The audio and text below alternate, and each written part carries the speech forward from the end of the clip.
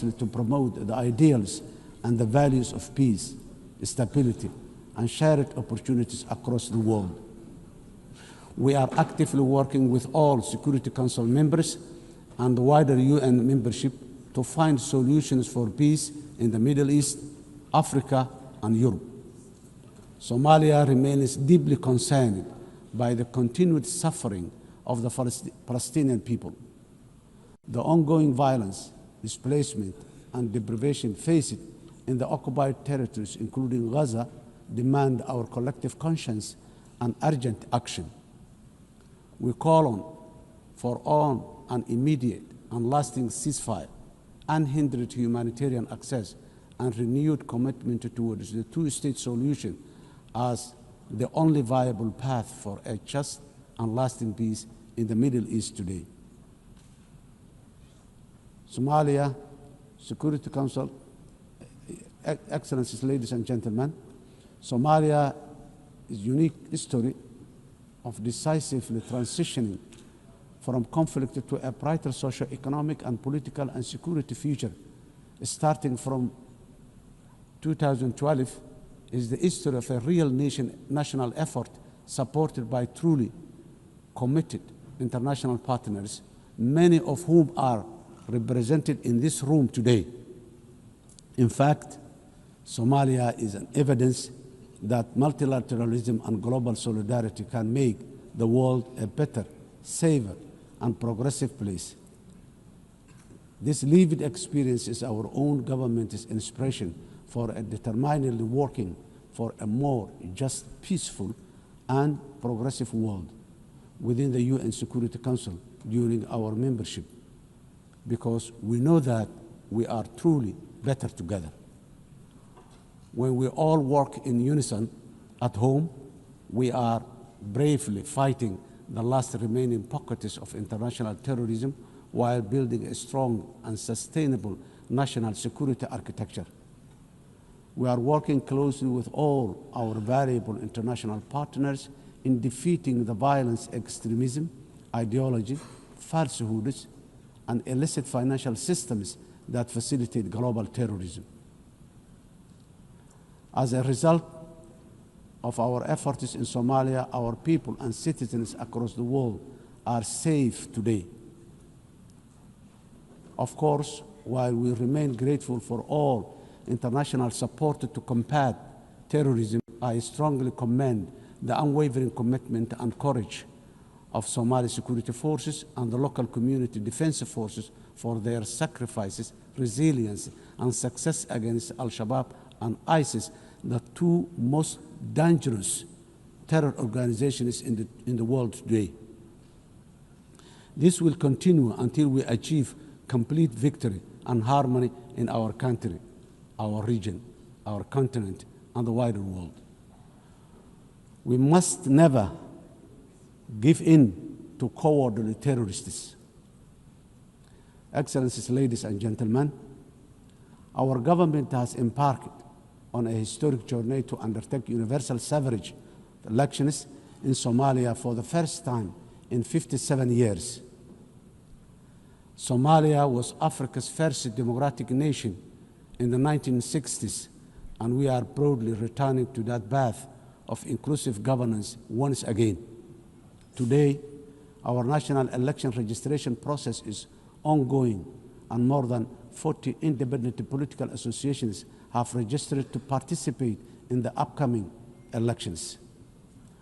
Our national experience is that nothing is better than a people-centered, a people-led, guided by the rule of law to build a unified and prosperous nation in our country.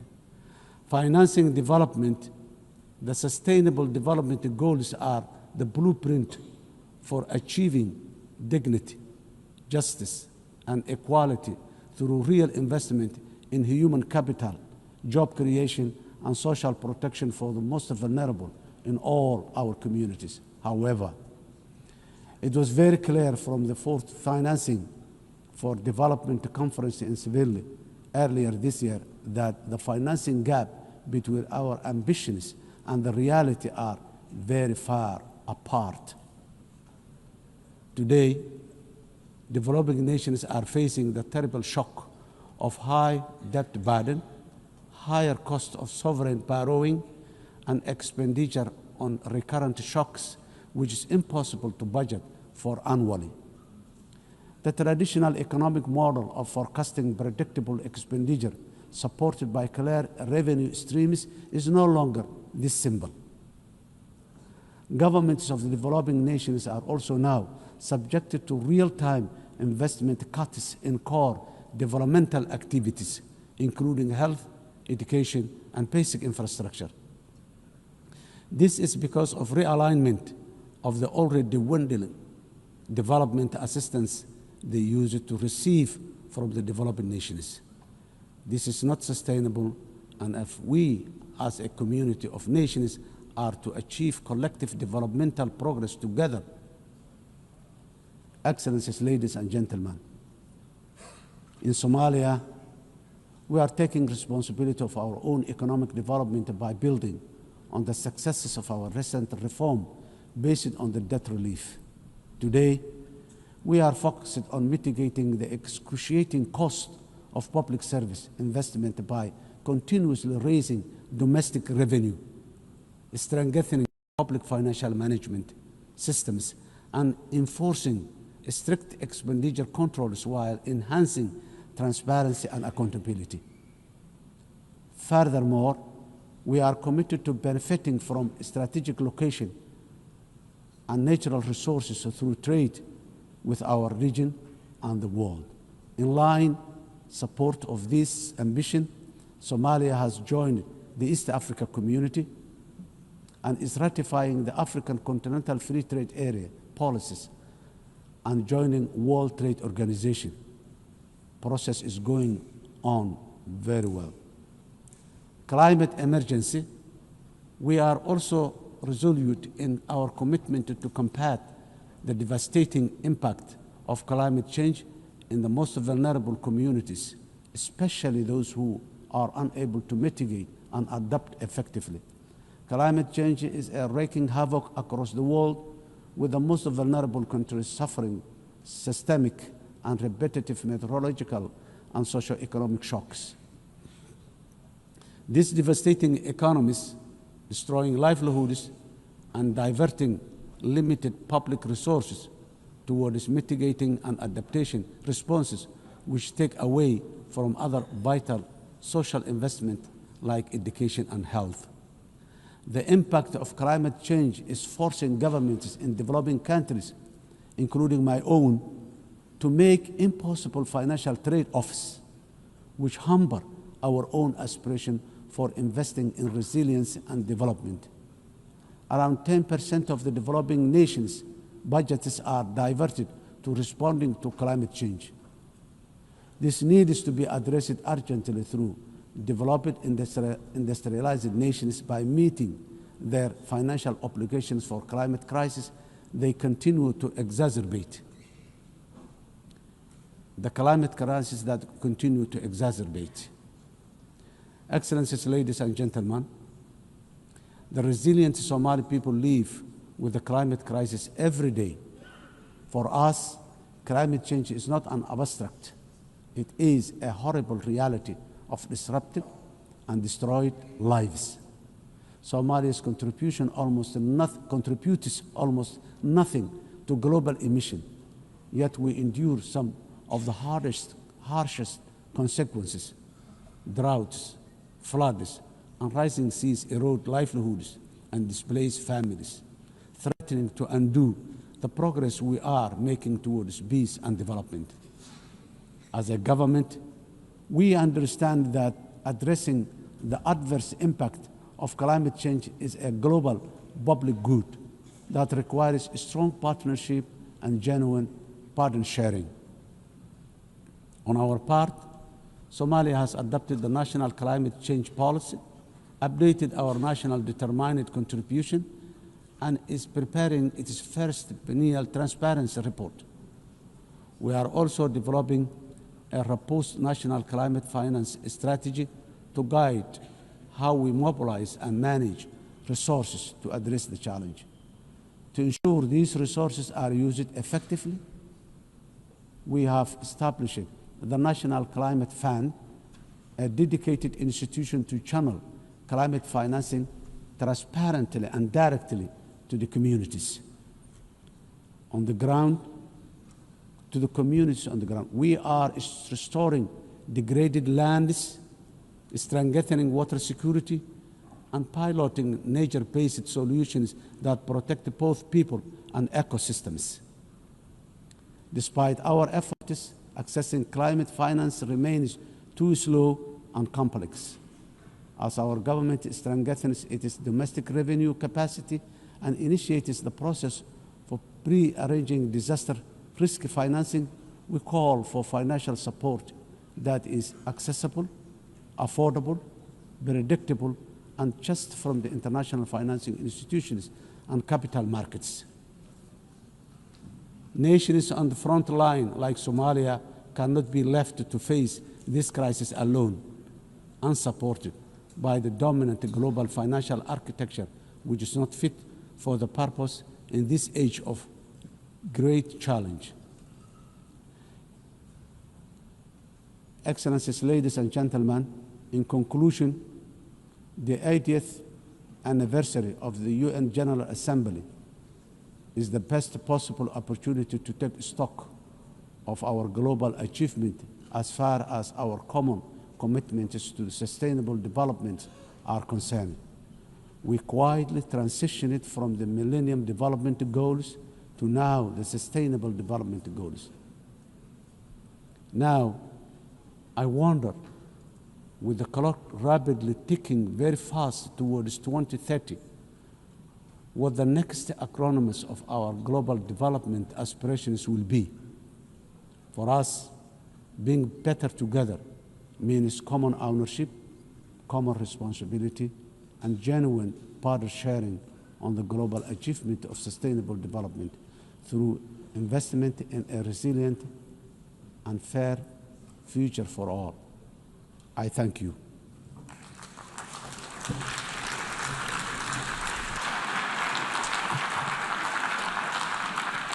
On behalf of the Assembly, I wish to thank the President of the Federal Republic of Somalia.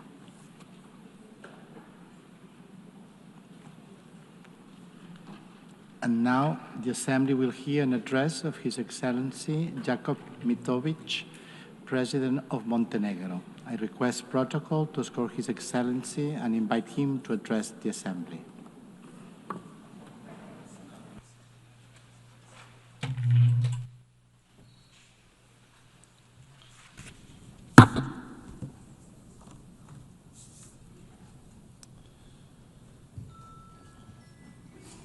Mr. Speaker, Excellencies, ladies and gentlemen, allow me to convey my warmest congratulations to Her Excellency Annalena Baerbock on her election as the President of the 80th session of the General Assembly. This election is both historic and inspiring, as she is only the 5th woman entrusted with this very high responsibility. We recall Vijaya Lakshmi Pandit from India, who spoke with the voice of a liberated Asia. Angie Brooks, a Liberian diplomat and the judge who championed the rights of small states and women in Africa. Haya Rashid Al Khalifa from Bahrain, who brought a message of dialogue and international law from the heart of the Middle East. And Maria Fernanda Espinosa from Ecuador, who raised her voice for climate action and indigenous people of Latin America. And each of them left a mark of their time. So this election gives Europe the opportunity to embody the principles of the unwavering defense of human rights and multilateralism.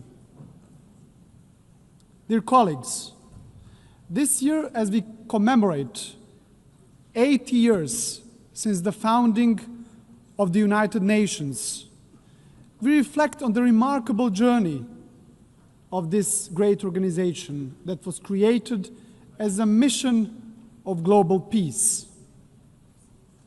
Born from the ashes of the Second World War, the United Nations emerged as a beacon of hope for humanity.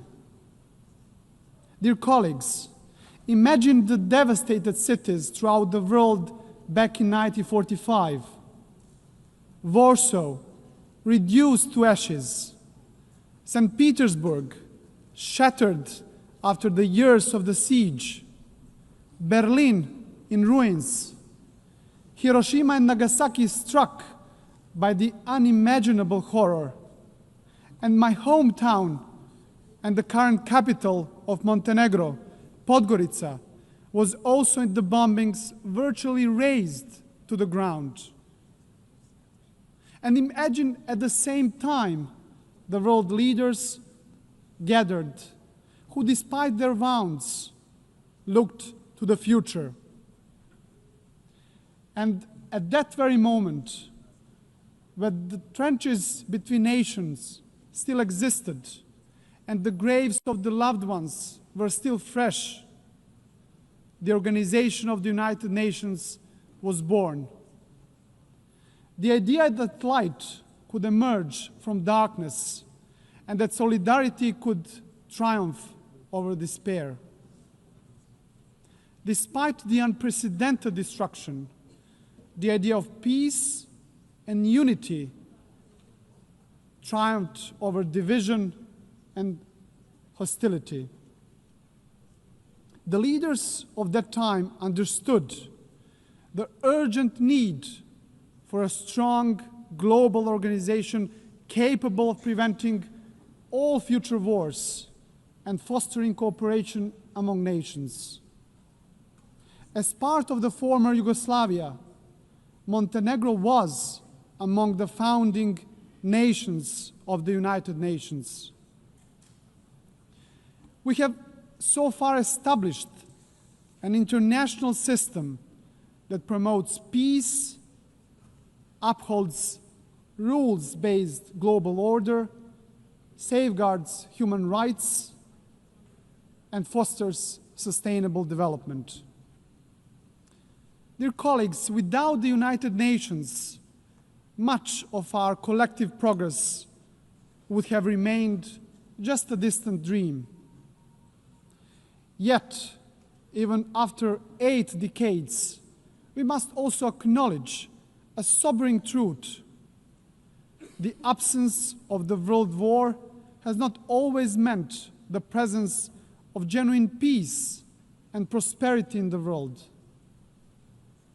Today, multilateralism is being tested like never before, and our world is confronted with devastating conflicts, rising polarization, grave human rights violations, deep economic inequalities, and the corrosive spread of disinformation. Those challenges remind us of one essential fact: we cannot afford the marginalization of the United Nations, nor the silencing of the international law. Dear colleagues, now more than ever, we need to renew our commitment to the founding principles of the UN Charter. And despite its imperfections, the United Nations remains the only global organization where every nation has a seat and a voice, and where international law remains the basis for international legitimacy. And that makes the United Nations indispensable. Ladies and gentlemen, since regaining our independence back in 2006, Montenegro worked hand in hand with the United Nations to advance reforms in sustainable development, human rights and good governance, and in line with our European Union membership aspirations. Next year, we will proudly mark 2 decades of regaining our independence, as well as 2 decades of our UN membership. So over the past 20 years, Montenegro has evolved into a modern democracy. This transformation is also reflected in our economy, which has grown steadily, driven by key sectors such as tourism and energy. Our resilience has been tested by many global crises. Yet, Montenegro remains firmly committed to building a knowledge-based economy that fosters sustainable development and contributes to regional stability and regional prosperity. Montenegro's commitment to the United Nations and multilateralism remains a cornerstone of our foreign policy, fully in harmony with our European and Euro-Atlantic paths, and our dedication to good neighborly relations and regional cooperation. With NATO membership as the pillar of our security, our strategic focus is now on joining the European Union by 2028. It's an ambitious goal, dear colleagues, yet one that is now firmly within our reach. And as the most advanced EU candidate country, Montenegro remains steadfast in implementing structural reforms and fully aligned with the European Union's common foreign and security policy. We are convinced that the EU integration is a catalyst for lasting progress, stability, and ultimately security of the European continent. And in this process, Montenegro is not only a beneficiary, but also a contributor, demonstrating that enlargement strengthens the European Union as much as it strengthens the candidate countries. Your Excellencies, to strengthen multilateralism, we also must confront its weaknesses. The Security Council is increasingly paralyzed and unable to fulfill its mandate as the primary guardian of peace and security. The latest example is the war in Ukraine, which has brought unimaginable suffering to the people of Ukraine. And Montenegro welcomes recent diplomatic efforts of the international community led by the United States aimed at achieving a just and lasting peace. And we sincerely hope that these efforts will succeed. At the same time, Montenegro is deeply concerned about the unfolding humanitarian suffering of the Palestinian people in Gaza. And we call for an immediate ceasefire. Montenegro also strongly condemned the horrific terrorist attack by Hamas on October the 7th, 2023, and calls for unconditional release of all hostages. Montenegro has consistently supported a peaceful resolution of the Israeli-Palestinian conflict based on the two-state solution in full accordance with international law and relevant United Nations resolutions. And this is why we also endorsed the New York Declaration on the peaceful settlement of the question of Palestine and the implementation of the two-state solution. Dear colleagues, dear delegates, Montenegro fully supports the implementation of the UN Pact for the Future, as well as the Seville Compromise, a renewed global commitment for financing sustainable development, as important steps in strengthening our collective capacity to respond to global challenges. And we also believe that the upcoming second World Summit for Social Development must move decisively beyond reflection and analysis and deliver concrete, tangible solutions that will improve lives of people across the globe. Ladies and gentlemen, back in 1991, Montenegro proudly became the world's first ecological state, a milestone that proclaimed our commitment to the highest principles of environmental protection, the preservation of nature, and the pursuit of sustainable development. UN Agenda 2030 remains our guiding light for sustainable development, and Montenegro takes pride in being among the first countries in the world to integrate all the SDGs into its national framework almost a decade ago. A further important step in advancing the implementation of the 2030 Agenda was the creation of the SDG Acceleration Fund, a powerful mechanism for financing SDG goals. Ladies and gentlemen, for Montenegro, the priority is clear, which is to create conditions that will enable our young people to build their future at home, offering them equal opportunities to thrive. And by insisting on the value of knowledge and ensuring equal access to education, we strive to reduce inequalities and empower our citizens to reach their full potential. Ladies and gentlemen, climate change must be tackled globally and urgently. And it is no longer just warnings from the scientists.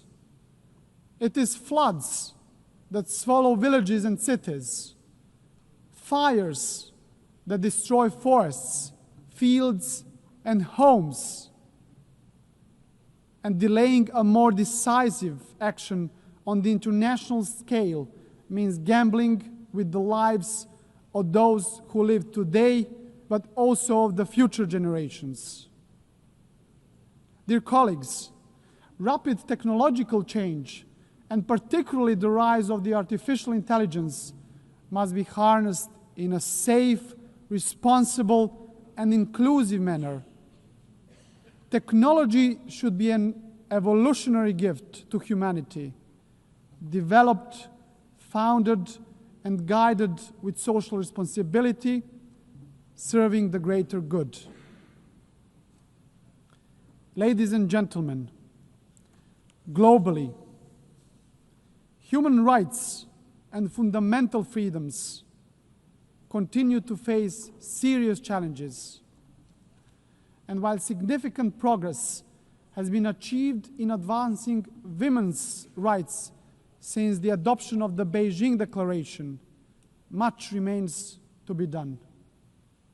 In this regard, Montenegro is fully committed to gender equality.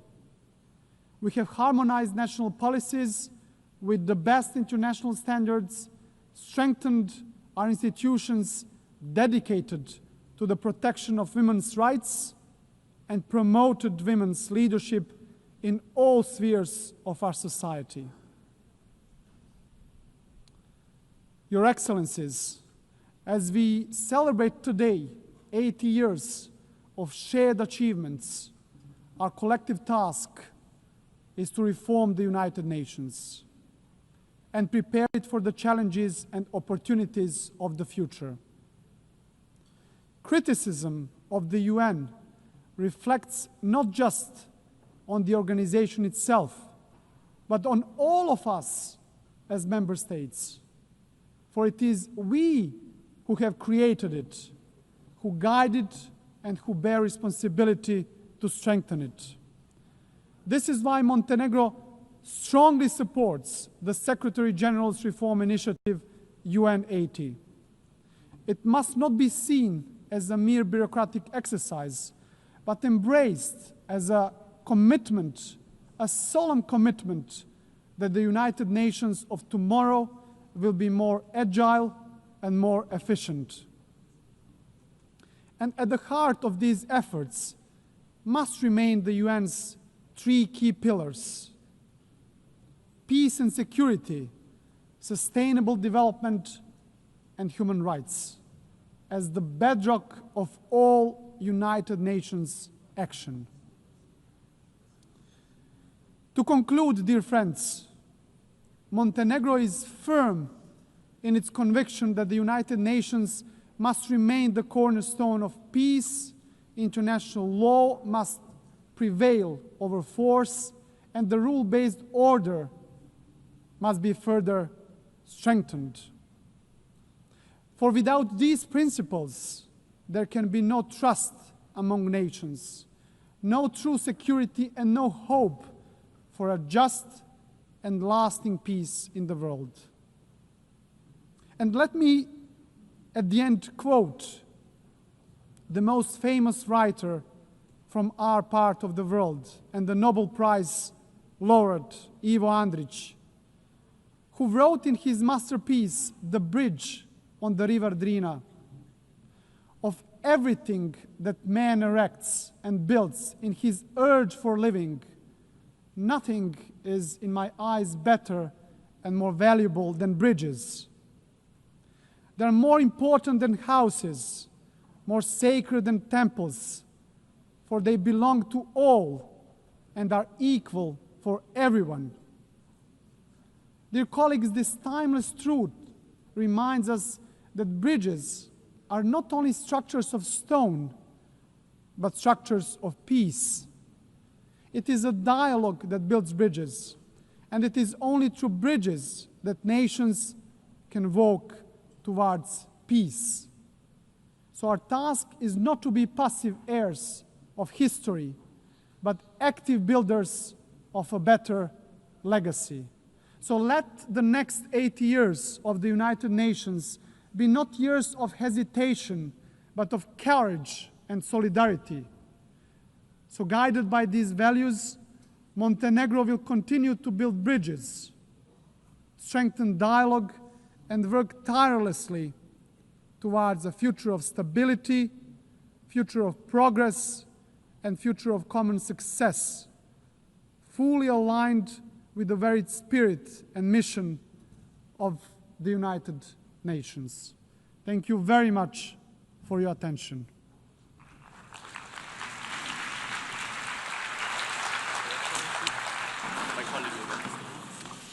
On behalf of the Assembly, I wish to thank the President of Montenegro.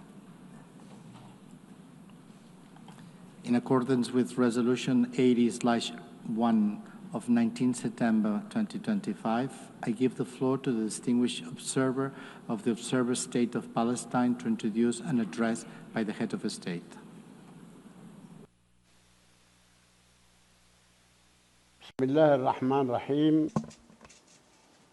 In the name of God, the Merciful, the Compassionate, Her Excellency Annalena Baerbock, President of the General Assembly, His Excellency Antonio Guterres, Secretary General of the United Nations, Your Excellencies, Highnesses, and Heads of Delegations, may the mercy and blessings of God be upon you.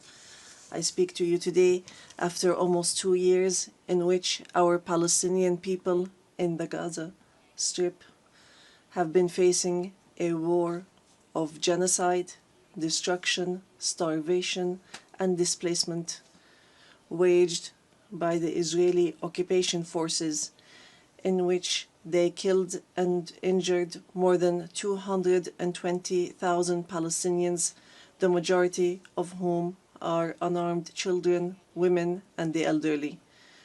A war in which they displaced hundreds of thousands and prevented the entry of food and medical supplies and caused the starvation of 2 million Palestinians. They imposed a stifling siege on an entire people and destroyed more than 80% of homes, schools, hospitals, churches, mosques, facilities, and infrastructure. What Israel is carrying out is not merely an aggression. It is a war crime and a crime against humanity that is both documented and monitored, and it will be recorded in history books and the pages of international conscience as one of the most horrific chapters of humanitarian tragedy in the 20th and 21st centuries. in the West Bank, including East Jerusalem, the capital of the State of Palestine, the extremist Israeli government continues to implement its settlement policies through illegal settlement expansion and developing projects for annexing settlements. The latest was the construction plan for E1, which would divide the West Bank into two parts and would isolate occupied Jerusalem from its surroundings and would undermine the option of the two-state solution in a blatant violation of international law and relevant Security Council resolutions, specifically Resolution 2334. Furthermore, the Israeli Prime Minister announced a plan for what he calls Greater Israel, which we reject and completely deplore, and which involves expanding into sovereign Arab states.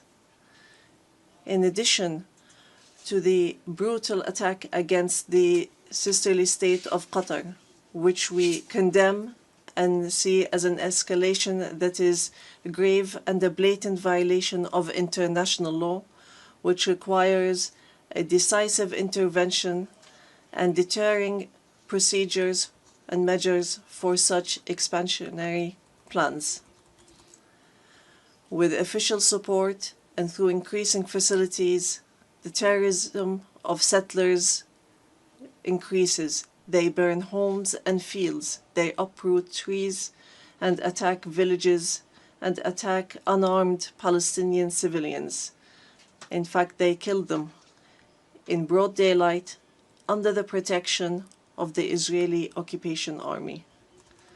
Furthermore, the Islamic and Christian religious sites in Jerusalem, Hebron, and Gaza Strip have not been spared the attacks which have damaged the mosques, churches, and cemeteries in a blatant violation of the historic status quo and in a clear violation of the provisions of the international law. Despite all what our people have suffered, we reject what Hamas carried out on the 7th of October.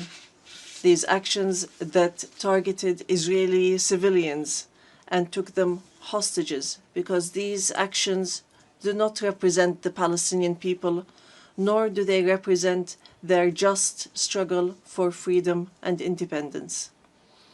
We have affirmed, and we will continue to affirm, that the Gaza Strip is an integral part of the State of Palestine, and that we are ready to bear full responsibility for governance and security there.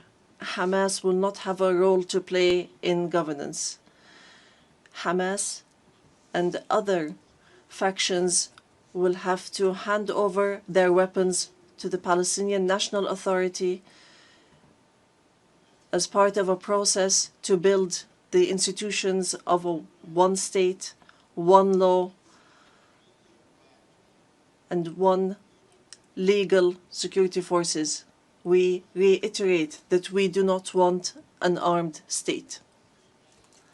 Ladies and gentlemen, our wounds are deep and our calamity is great.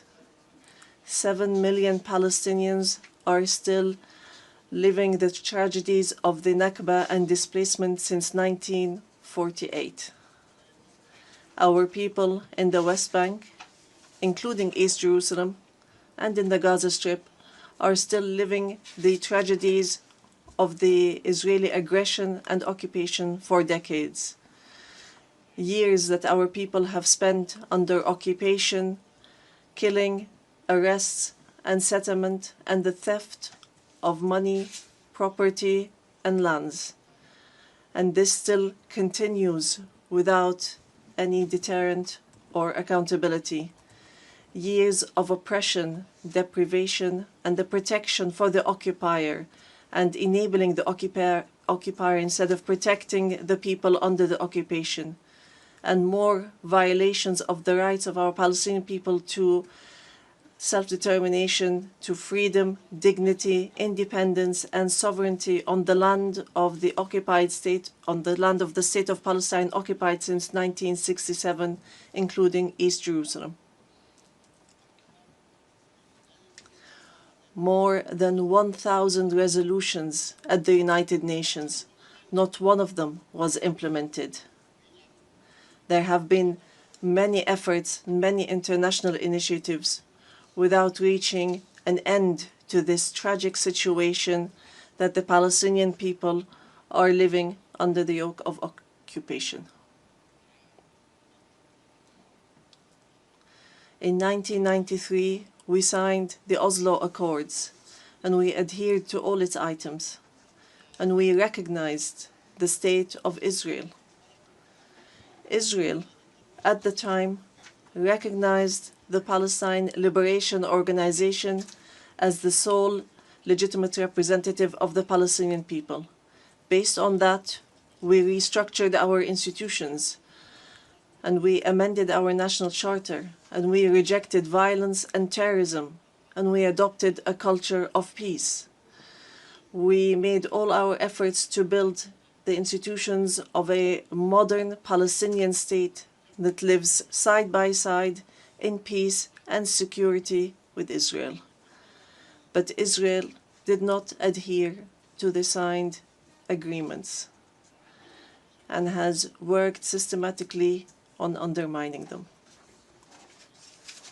Ladies and gentlemen, just 3 days ago, we met at a high-level international conference in New York under the joint chairmanship of France and the Kingdom of Saudi Arabia, with wide-scale international presence and united positions that expressed a genuine international will to put an end to this historic conflict by recognizing the state of Palestine, ending the occupation, and returning hope to both the Palestinian and Israeli people. And here I would like to, on behalf of the Palestinian people, to express our gratitude and appreciation to all the states that recently recognized the state of Palestine and those that intend to recognize the state of Palestine soon. We urge all the states that have not done so yet to recognize the state of Palestine. We call on supporting Palestine obtaining full membership in the United Nations. It should be noted that we have already recognized Israel's right to exist in 1988 and in 1993, and we still recognize this right. In this regard, we would like to thank France, the UK, Canada, Australia, Belgium, Portugal, Luxembourg, Malta, Monaco, San Marino, Andorra, and Denmark for their recognition of the state of Palestine. We would like to thank all 149 states which had previously recognized the state of Palestine. Our people will not forget this noble position. We would also like to commend the role of the chairmanship of this conference, the Kingdom of Saudi Arabia and France, and also the United Kingdom. We would also like to thank all the states that headed the various working groups and those which participated and continue to participate in the International Alliance for Peace.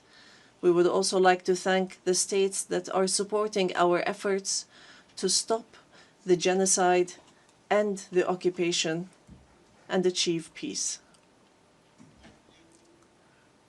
We highly appreciate all the peoples and organizations around the world who protested in support of the rights of the Palestinian people to freedom and independence and to stop the war, destruction, and starvation.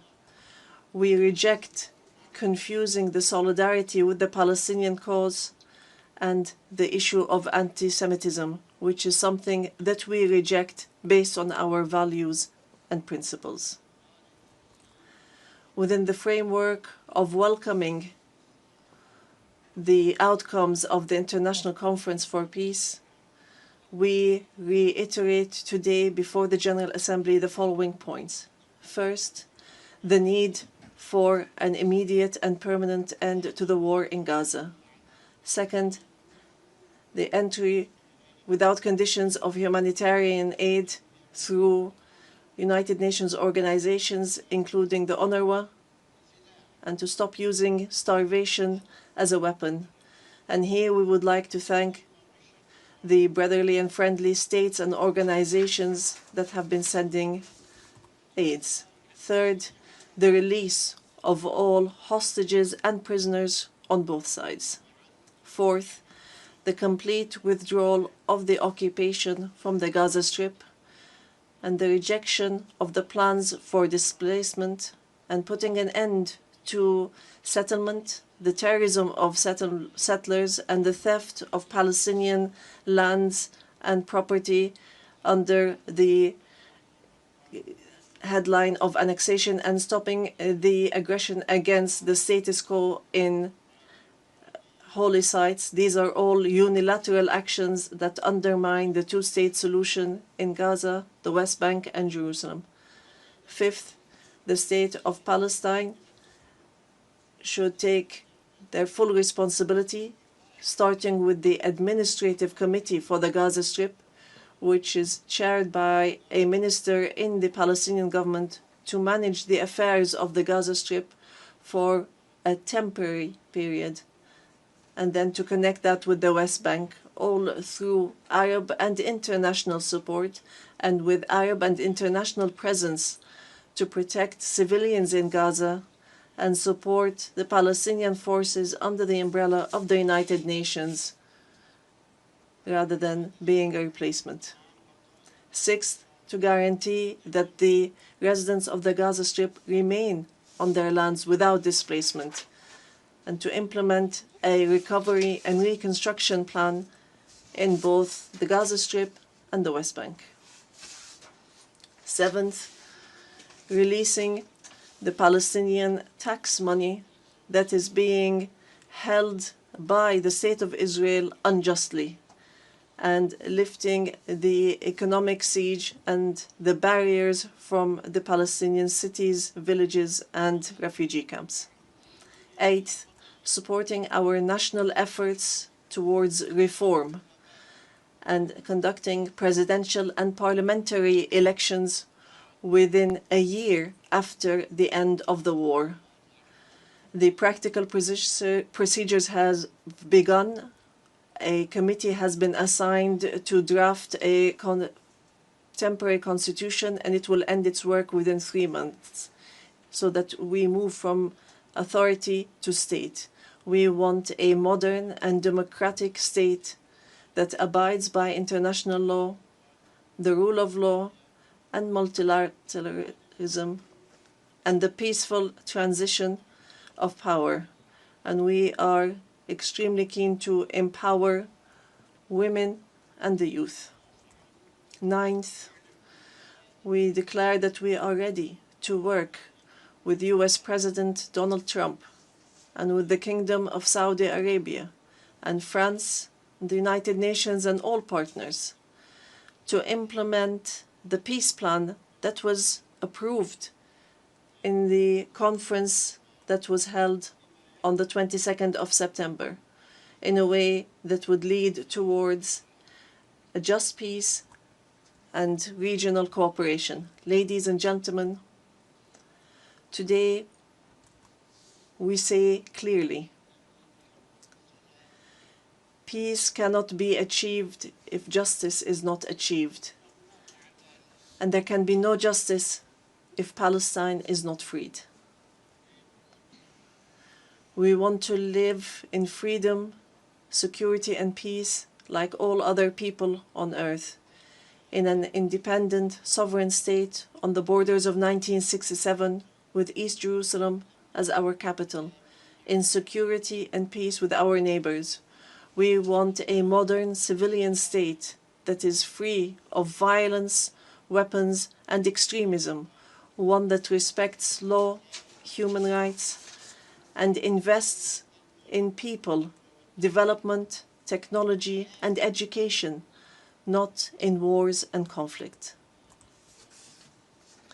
The time has come for the international community to do right by the Palestinian people so that they may obtain their legitimate rights to be rid of the occupation and to not remain a hostage to the temperament of Israeli politics, which denies our rights and continue in their injustice, oppression, and aggression.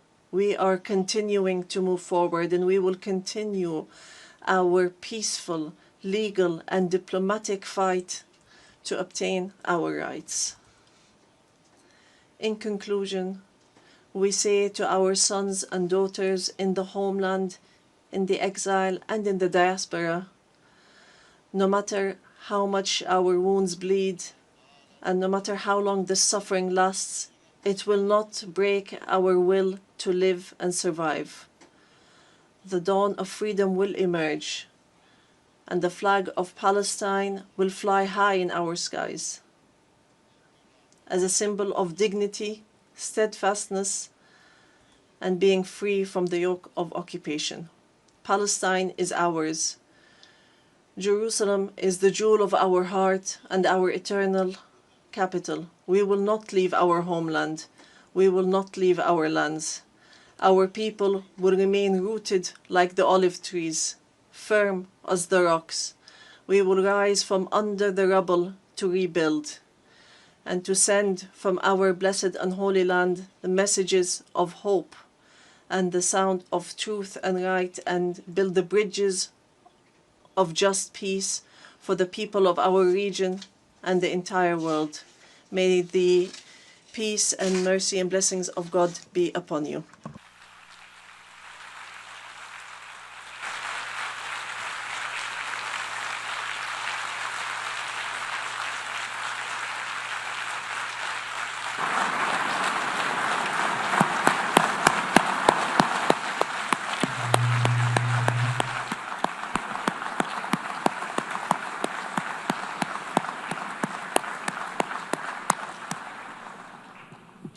On behalf of the Assembly, I wish to thank His Excellency Mahmoud Abbas, President of the State of Palestine.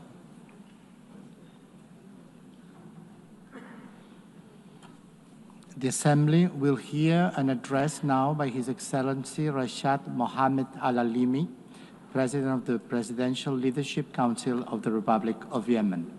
I request protocol to escort His Excellency and invite him to address the Assembly.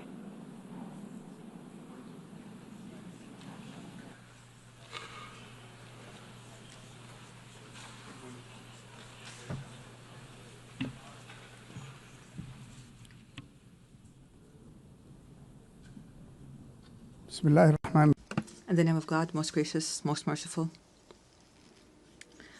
My statement today will be entitled, For Yemen, for the World.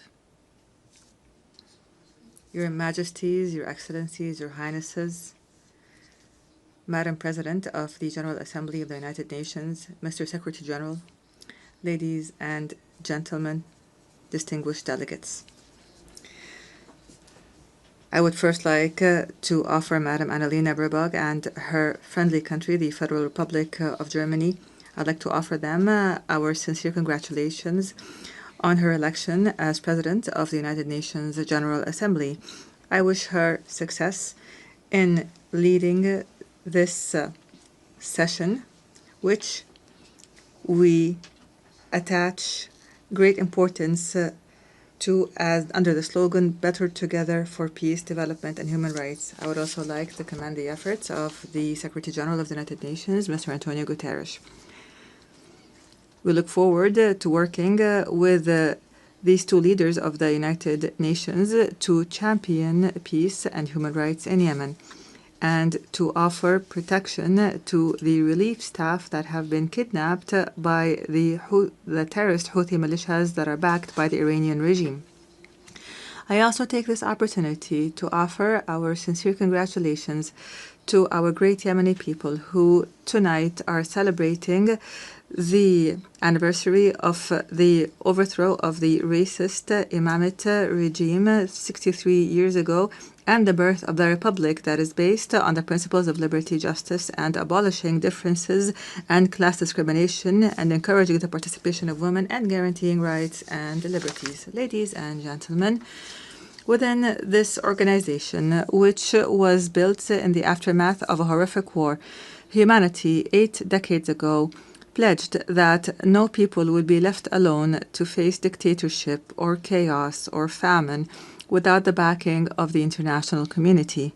You pledged, and we pledged along, that this organization will safeguard human dignity and the rights of peoples to live in dignity, security, development, and peace. And today, after all these years have passed, we pose to you the same fateful question from the Yemeni people, whether these values and principles continue to exist or not, or else what would it mean for our country to be left hostage to the Iranian regime's expansionist schemes and its militias that use hunger as a weapon, religion as a tool, and maritime passages as a means of blackmail? What does it mean for this country with an ancient history to become one of the most dangerous hotspots of terrorism, cross-border terrorism in the world?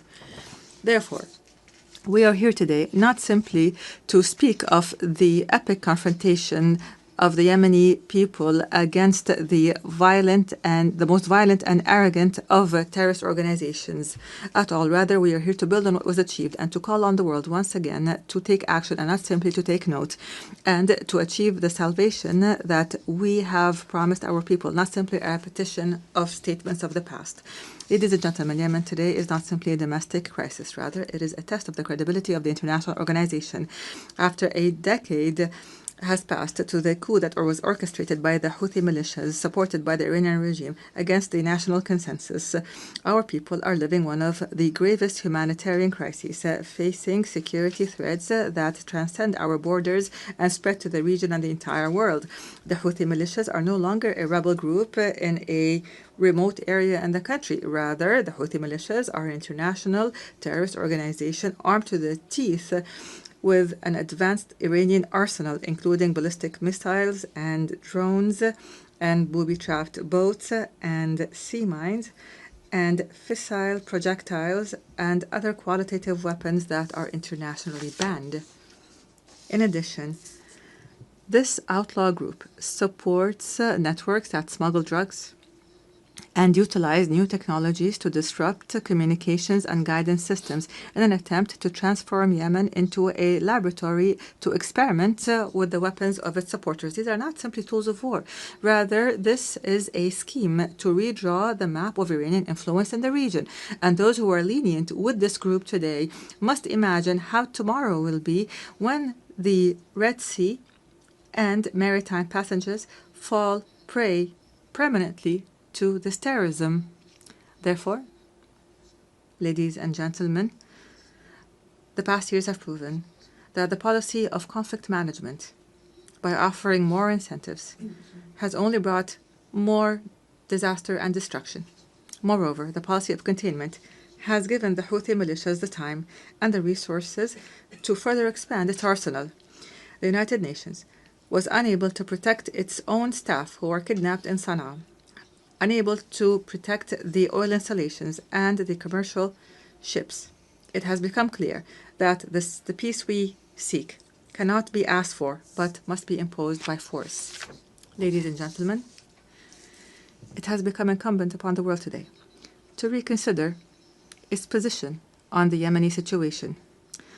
On the one side, there is a widespread national front that believes in international legitimacy and adopts the values of partnership and democracy and maintains local diversity and popular participation and works on building the institutions of a state. This is the front that I represent today, myself and my brothers, the members of the Presidential Council and the government, which is a member of the United Nations and represents all Yemenis, men and women alike. In return, we have an exclusionary, sectarian, fascist organization that does not believe in the principles of international legitimacy and which conducts cross-border terrorism and adopts an authoritarian theocracy that is opposed to human rights, which is embodied by the Houthis and their supporters. Unfortunately, the disregard by many of the essence of the Yemeni crisis has encouraged the Houthi militias to go further in threatening peace regionally and internationally and targeting energy sources and maritime passages and even kidnapping and abusing United Nations staff. Ladies and gentlemen, I've spoken to you from this podium in the past. And at the time, I asserted that the government of the Republic of Yemen is always ready to embrace a comprehensive peace, even if that includes making painful concessions, as long as they come in the interest of the Yemeni people. However, and after our efforts to maintain peace have failed, it has become necessary to move collectively and firmly to impose peace.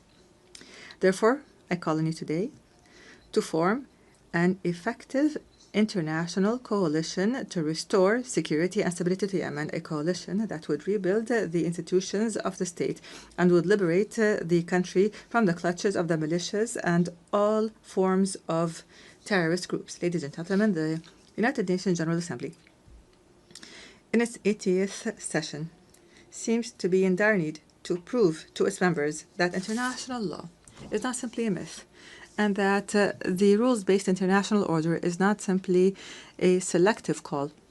Yemen and Gaza, in this context, are the moral testing ground of this important organization. They are the place where we can definitely confirm that the might of right is still able to confront the right of might. And here, the Palestinian cause lies in the heart of this issue as a wound that continues to bleed and the central cause of the Arab people, which is now also witnessing an important transformation. So the overwhelming recognition of an independent state. And here we would like to express our sincere gratitude to our brothers and sisters in the Kingdom of Saudi Arabia for their efforts, along with their French partners, to achieve these unprecedented political gains. We'd also like to confirm here our full support for the Palestinian Authority and the two-state solution in accordance with international legitimacy resolutions and the Arab Peace Initiative. And we call upon the rest of the member states to recognize Palestine and to support the rights of its people and their dignity. And at the same time, we reiterate our rejection of the use by outlaw militias of this just cause that has as a trading card, which has only brought Palestine more isolation and destruction. Your Majesties, Excellencies, and Highnesses, in the midst of this suffering of the Yemeni people that has lasted for 11 years, our brethren have not left us alone, namely the Kingdom of Saudi Arabia, the United Arab Emirates, who have not only worked to protect the Yemeni state from collapse, but for the entire region from falling into the clutches of the Iranian scheme. They have presented a practical model of strategic partnership based on development. The world must adopt this model and not simply watch it. At the end of last week, our brothers in the Kingdom of Saudi Arabia once again announced additional economic aid to the country's budget and basic services at a time when the Yemeni government is facing extreme financial bottlenecks. And we hope that the international community would join this effort so that we could keep millions of Yemenis alive. Mr. President, ladies and gentlemen, the title of my statement today was For Yemen, for the World. We are not calling upon you today to simply work for Yemen, but for the entire world. Yemen must not be left to fall prey for blackmail and terrorism, because this would mean opening the door to more victims, and this would deliver a blow to the credibility of this organization and its principles. What we ask from you are not new statements, but international action, firm international action to support the legitimate government as a trusted partner on the ground. The time has come to launch an international coalition that will liberate Yemen from terrorism and rebuild its national state, and would guarantee the security and the security of the region and the world from the dangers of cross-border terrorism. And this is what we call for, to regain sovereignty in our country and put an end to the chapter of militias once and for all. I thank you, and peace and God's blessings be upon you.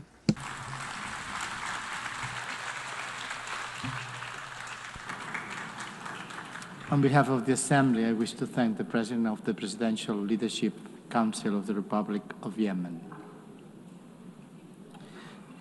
The Assembly will hear now an address by Her Excellency Gordana Dzizanowska-Davkova, President of the Republic of North Macedonia. I request protocol to escort Her Excellency and invite her to address the Assembly.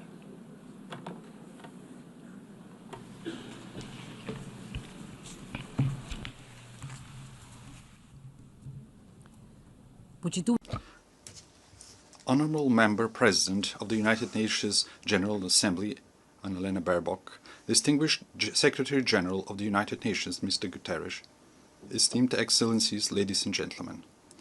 Being the foundation of international law and multilateralism, the United Nations have prevented another world war and numerous conflicts and have alleviated the consequences of many humanitarian crises. They have helped many nations embark on the path to sovereign equality, lifted millions of extreme poverty, and educated entire generations. They have inspired a global movement for rights and freedoms, for social justice and equality. They have raised awareness of environmental protection and mobilized humanity in the fight against climate change. For these and many other achievements, the United Nations, its agencies and leaders, have won no less than 12 Nobel Peace Prizes.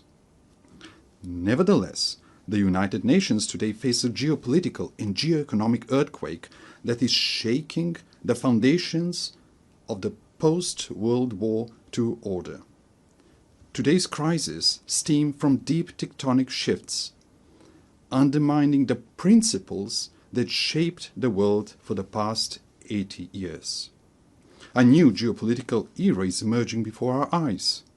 Instead of acting together on the urgent challenges such as peace and security, climate change and environmental destruction, artificial intelligence and growing inequalities, we seem to be heading towards a post-Hobbesian state of war of everyone against themselves.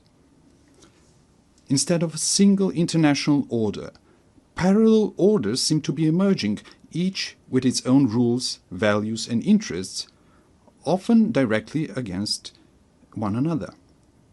Being paralyzed and isolated when most needed, I wonder if the United Nations is turning into the League of Nations.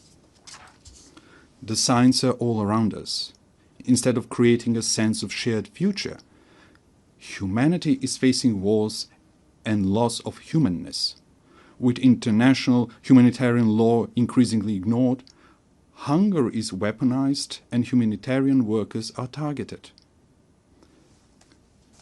Amid everyday violence, the world is oscillating between nihilistic pessimism and hedonistic escapism, between hopeless lamentation and heartless indifference, as in the first decades of the 20th century. The tremors of the international order have opened deep geopolitical fault lines.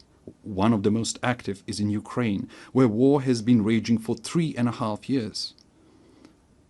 Russia's aggression is a flagrant violation of the Charter of the United Nations and a direct threat to international peace and security. We also express our deep concern of the recent violations of the airspace of Poland, Romania and Estonia, every one of them a NATO member state. We supported the joint statement of September 12 and call for immediate de-escalation, full respect for international law, and use of preventive diplomacy to reduce tensions and preserve peace. Your Excellencies, the geopolitical fault line also runs through the Western Balkans region.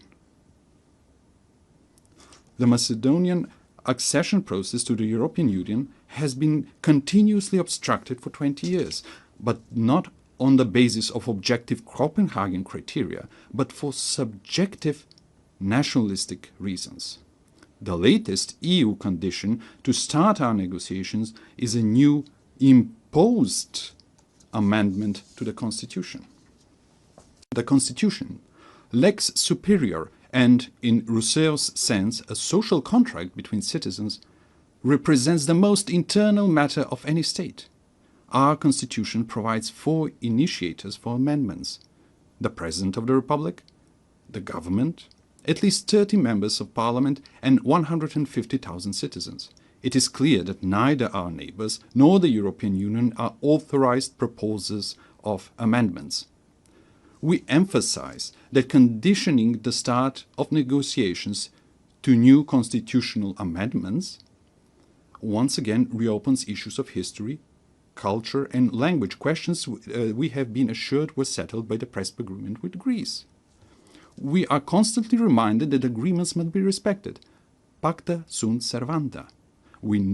I agree, we note that the Treaty of Friendship, Good Neighborliness and Cooperation with Bulgaria contains no provisions for constitutional amendments.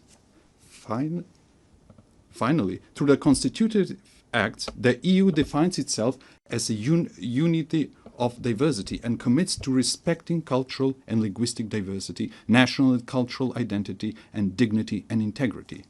How then is it possible that we are asked to discuss and negotiate with a neighbor about history, culture, and language?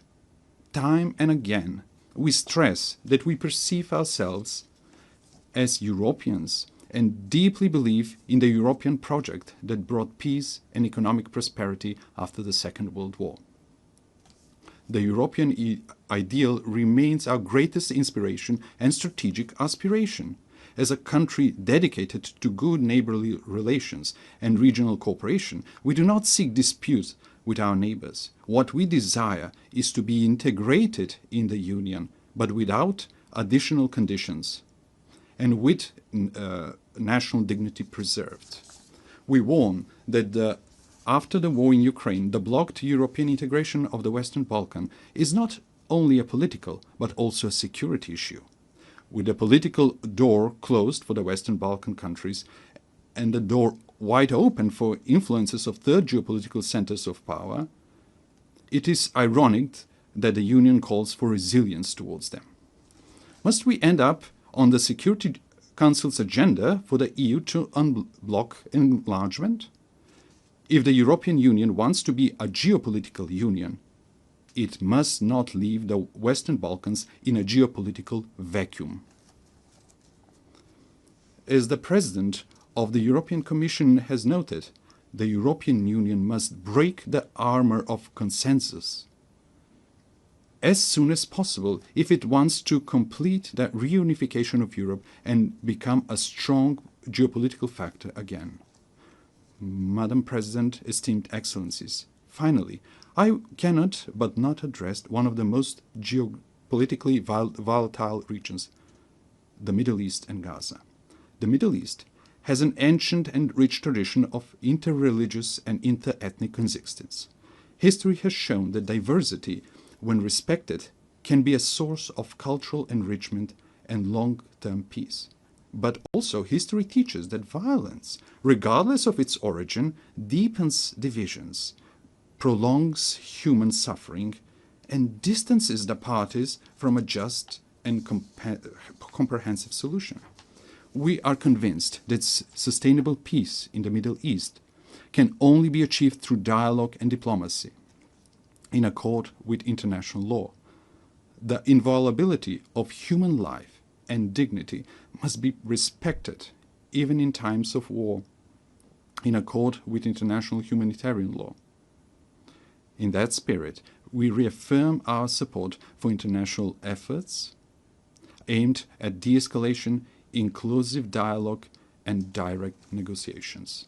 Esteemed Excellencies, these geopolitical fault lines and tensions point unequivocally to the following.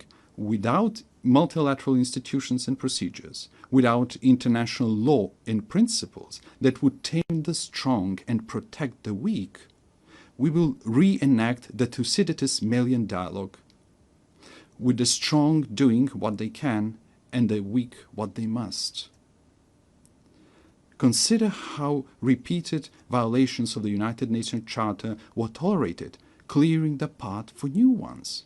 Remember the General Assembly resolutions left unenforced, the International Court of Justice's judgments disregarded and its opinions ignored, and the peace initiatives obstructed in the Security Council.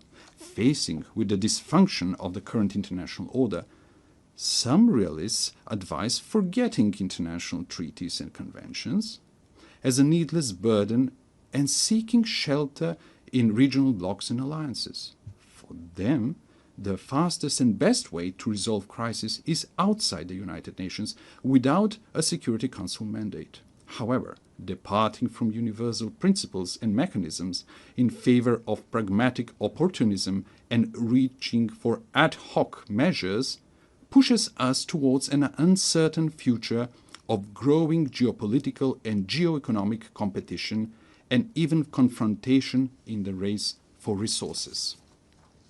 Is that the harsh world we mean to leave to our posterity?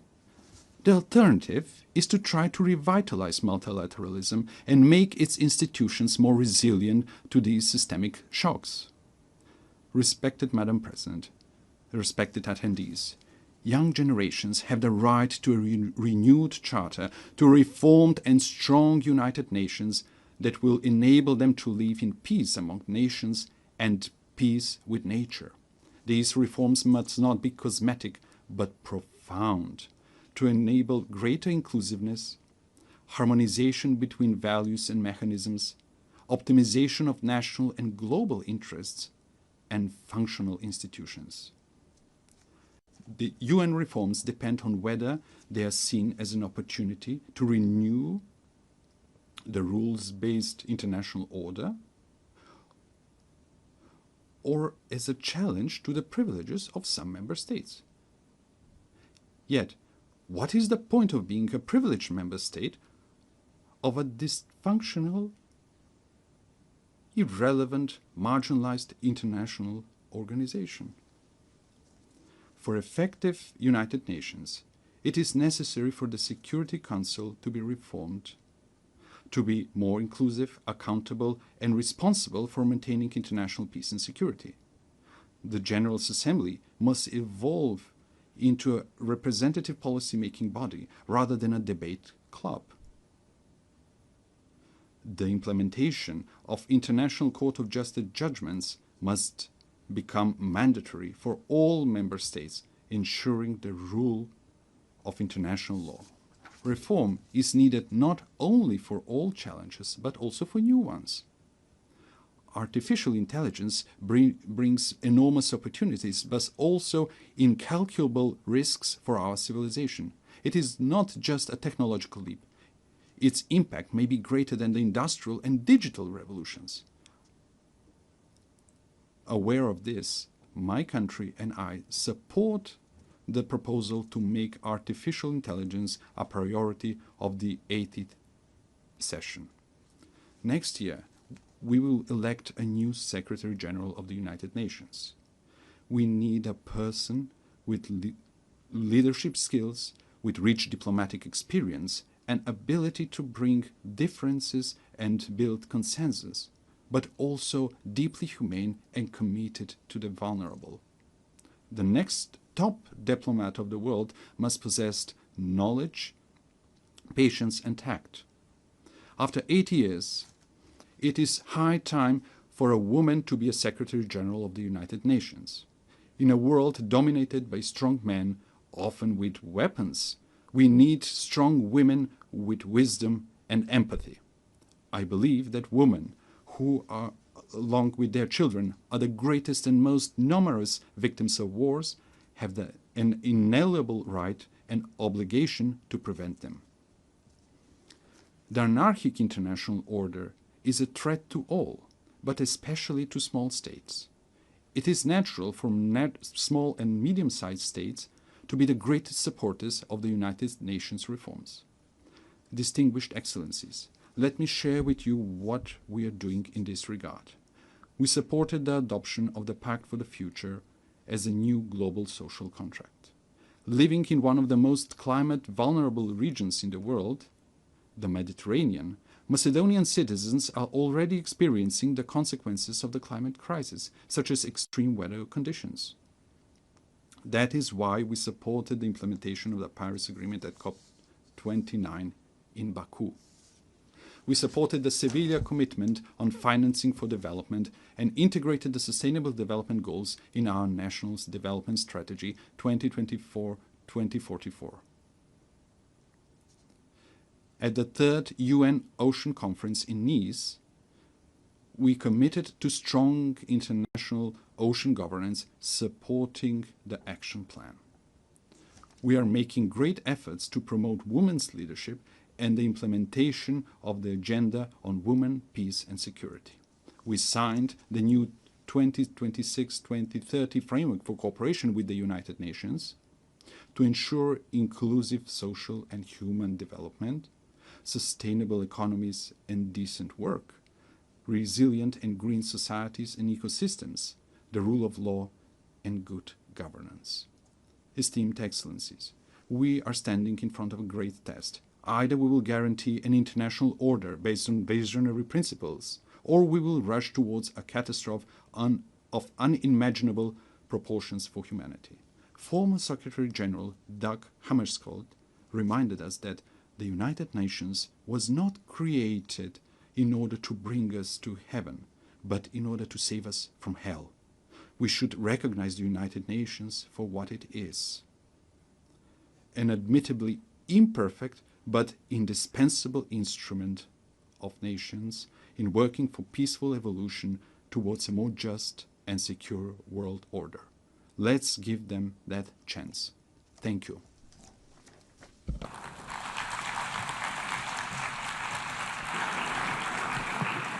On behalf of the Assembly, I wish to thank the President of the Republic of Macedonia.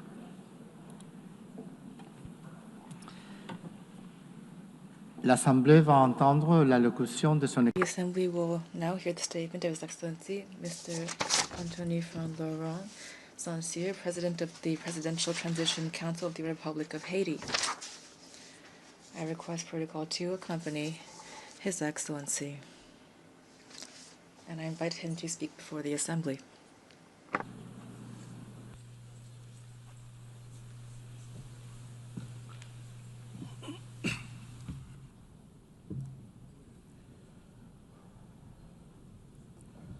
Madame la Présidente de la... Madam President of the General Assembly, Secretary General, distinguished heads of state and government, distinguished heads of delegation, distinguished delegates, it's with a sense of gravity and a great deal of hope that I convey the voice of Haiti and the greetings of a dignified and resilient people which, despite hardships, is claiming for itself and for all of humanity three universal promises: development, respect for human dignity, and peace. Peace, which is now an absolute imperative for the Haitian people.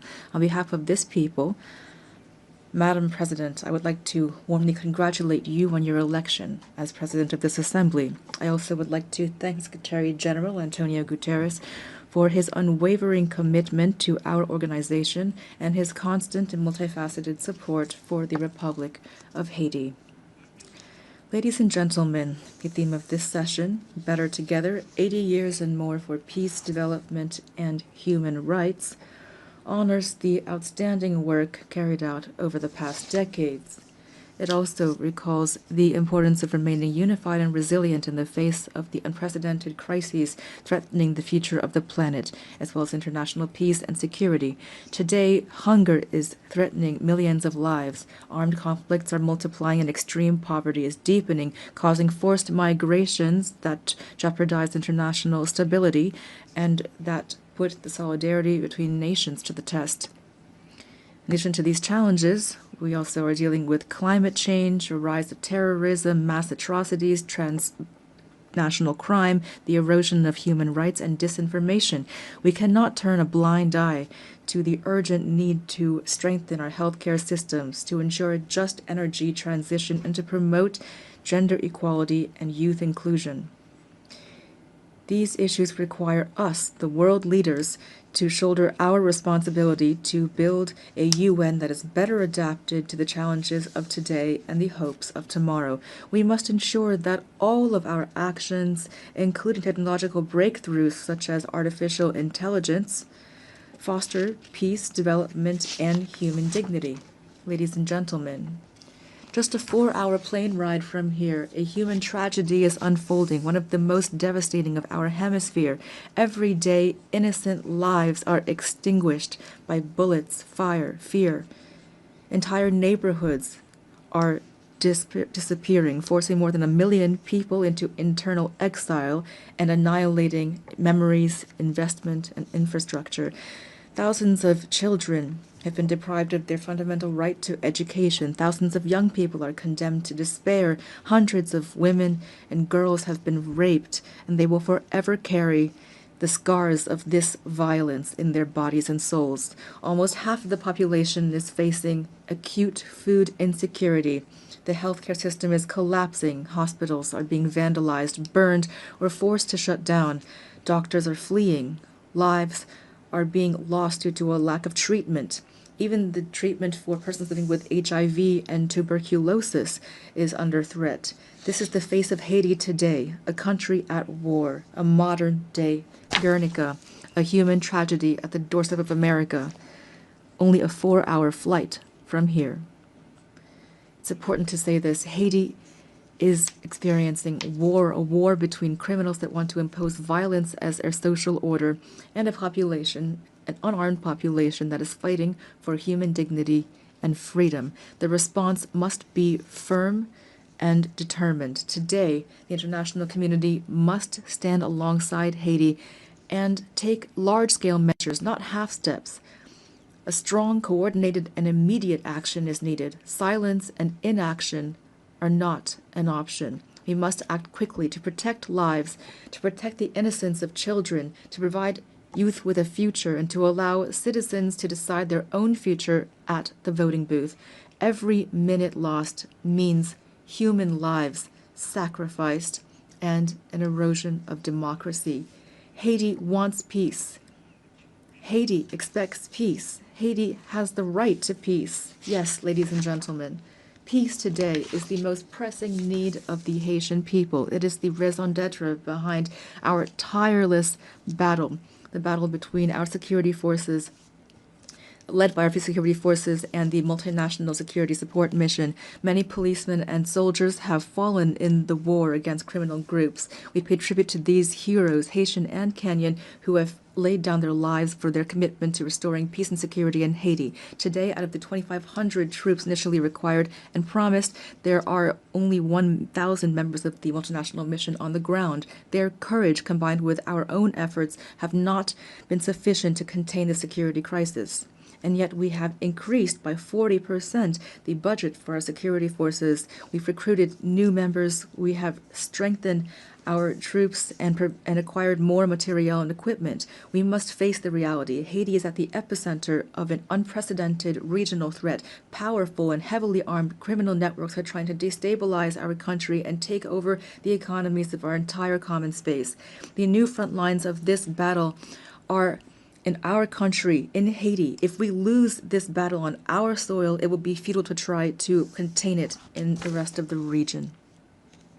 That is why we must show the same determination, the same resolve, and the same unity that we showed in the fight against terrorism.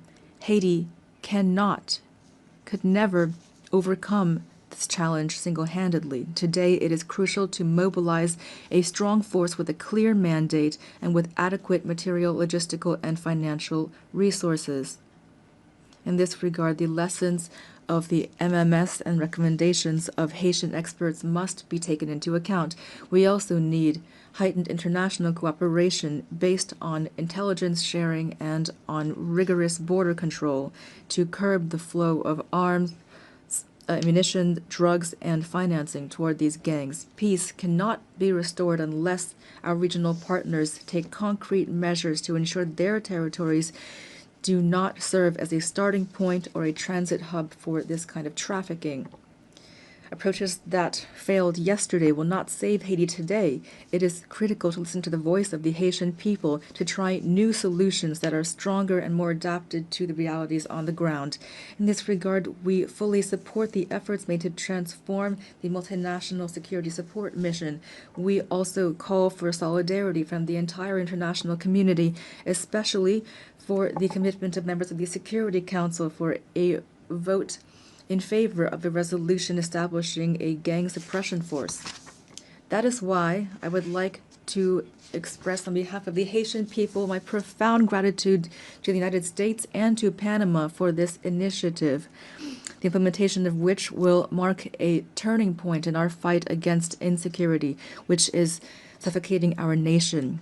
I thank the administration of President Trump for the efforts made to provide support and resources in our common fight against the gangs, these enemies that are threatening both Haiti and the entire region. Today, the complexity of the Haitian crisis cannot serve as a pretext for endless talk, for drawn-out negotiations, or for stalemates caused by geopolitical considerations. Every day that we hesitate, criminal groups benefit. We urgently need to be proactive, to transcend divisions, to act together, to promote the values that bring us together, peace and human dignity. Haiti would welcome the holding of a high-level meeting to overcome obstacles and to make tangible progress. In this regard, we welcome the countries of the region and thank them for their constant support, especially through declarations in various regional organizations, including the Organization of American States and CARICOM. We appreciate their support and advocacy with partners from the Security Council for a real solution to the security crisis in Haiti. We also pay tribute to all of those states which during previous crises stood by our side and express the hope to be able to count once again on their commitment. Together, we can and we must resolve this crisis, which has lasted for too long already. 12 million women, men, and children are expecting this of us. Ladies and gentlemen, the Presidential Transition Council was born of a political consensus that stemmed from intense negotiations between the nation's political parties. This council, establishment which was supported by various international partners and facilitated by leaders of CARICOM, has a clear agenda which centers on holding free and credible elections.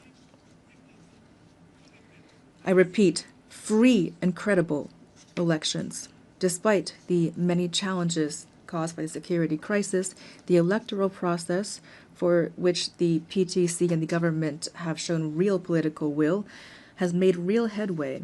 The Electoral Council, Provisional Electoral Council, has already identified more than 85% of the voting centers, mobilized more than 70% of the elections personnel, and national financing to the tune of $65 million is guaranteed. The Presidential Transition Council is working closely with the MMS, the OAS, CARICOM, and BNU to ensure free, transparent, and inclusive elections reflecting the sovereign will of the Haitian people and guaranteeing the full and effective participation of young people, women, people with disabilities, and marginalized groups. To ensure productive political cooperation, constant efforts are being made and will continue to expand dialogue with the various political parties to strengthen consensus and to prevent a power vacuum which would be fatal for democracy and stability. The Haitian people must be able to choose its own leaders. The state wants credible elections. Our greatest challenge remains restoring security. The urgent and solemn call that we have once again issued to resolve the security crisis in Haiti must not be left to languish on paper nor be lost amid rhetoric and unkept promises. In Haiti, peace can no longer wait. Ladies and gentlemen, the transitional period does not allow us to launch all of the major structural reforms that the country needs, but the humanitarian crisis we are currently experiencing must be overcome. To this day, the Haitian state has provided 72% of emergency assistance for IDPs and is assisting families to relocate. We are profoundly grateful to our international partners that have assisted us in the humanitarian response, and we are keenly interested in the promising initiatives put forward by those which, like the Association of Caribbean States, have chosen to join our effort. But our strategy is not limited to immediate assistance. We must move from assistance to investment. To this end, the government is determined to develop two major economic hubs, the Great North and the Great South, based on strategic sectors such as agro-industry, textiles, renewable energy, tourism, and services. Haiti will continue to count on its key partners to weather this difficult period and to relaunch its economy. We call for their support through the establishment of concrete mechanisms such as the renewal of the Hope Help Law, or launching urban renovation projects, which will allow us to create jobs, to put an end to the humanitarian impasse, and to reduce migration and pressure on Haitians in the region. Ladies and gentlemen, 2025 marks the bicentennial of the order forcing Haiti to pay a ransom for recognizing its own independence. We call for reparations, not out of bitterness or vengefulness, but out of a desire for justice and truth. We delivered with satisfaction the statement by the French presidency recognizing the need to open spaces for dialogue and historic truth, as well as the resolution of June 5, 2025 of the French National Assembly recognizing the injustice of this ransom. Haiti has established a National Reparations and Restitution Committee.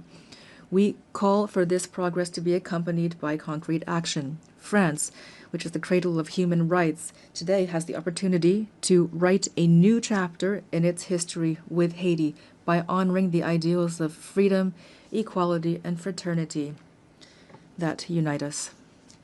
Ladies and gentlemen, I must underscore the invaluable support provided by the Haitian diaspora throughout the world, who are often living in hardship.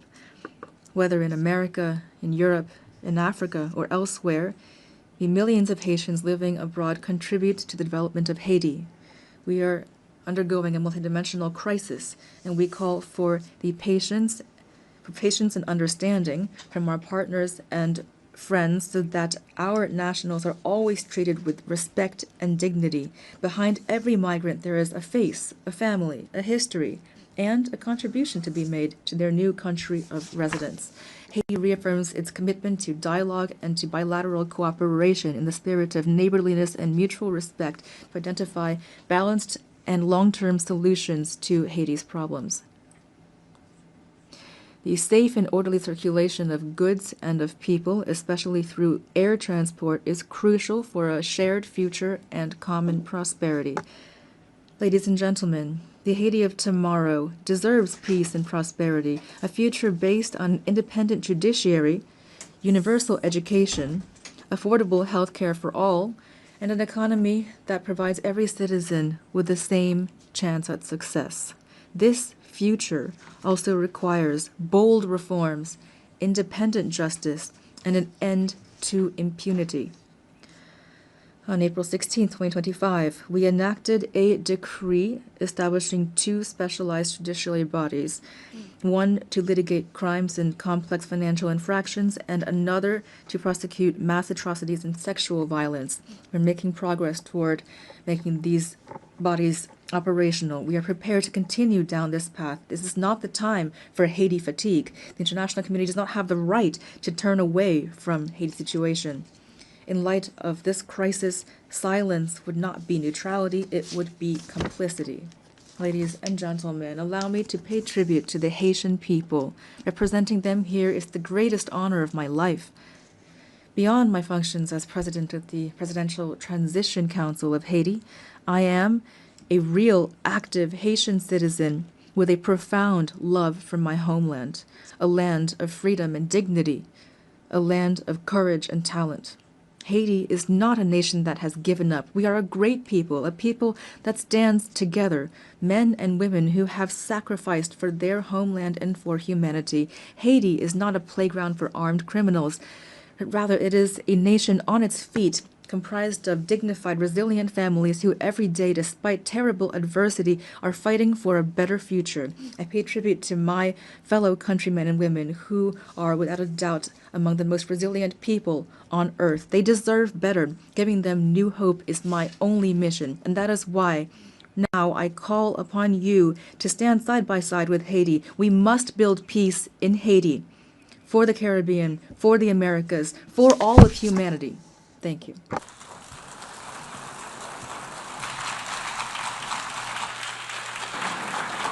Au nom de l'Assemblée générale, On behalf of the General Assembly, I wish to thank the President of the Presidential Council of the Transition of the Republic of Haiti. An address by His Excellency Mikhail Kabalashvili, President of Georgia. I request protocol to escort His Excellency and invite him to address the Assembly. I can see it here. Yeah.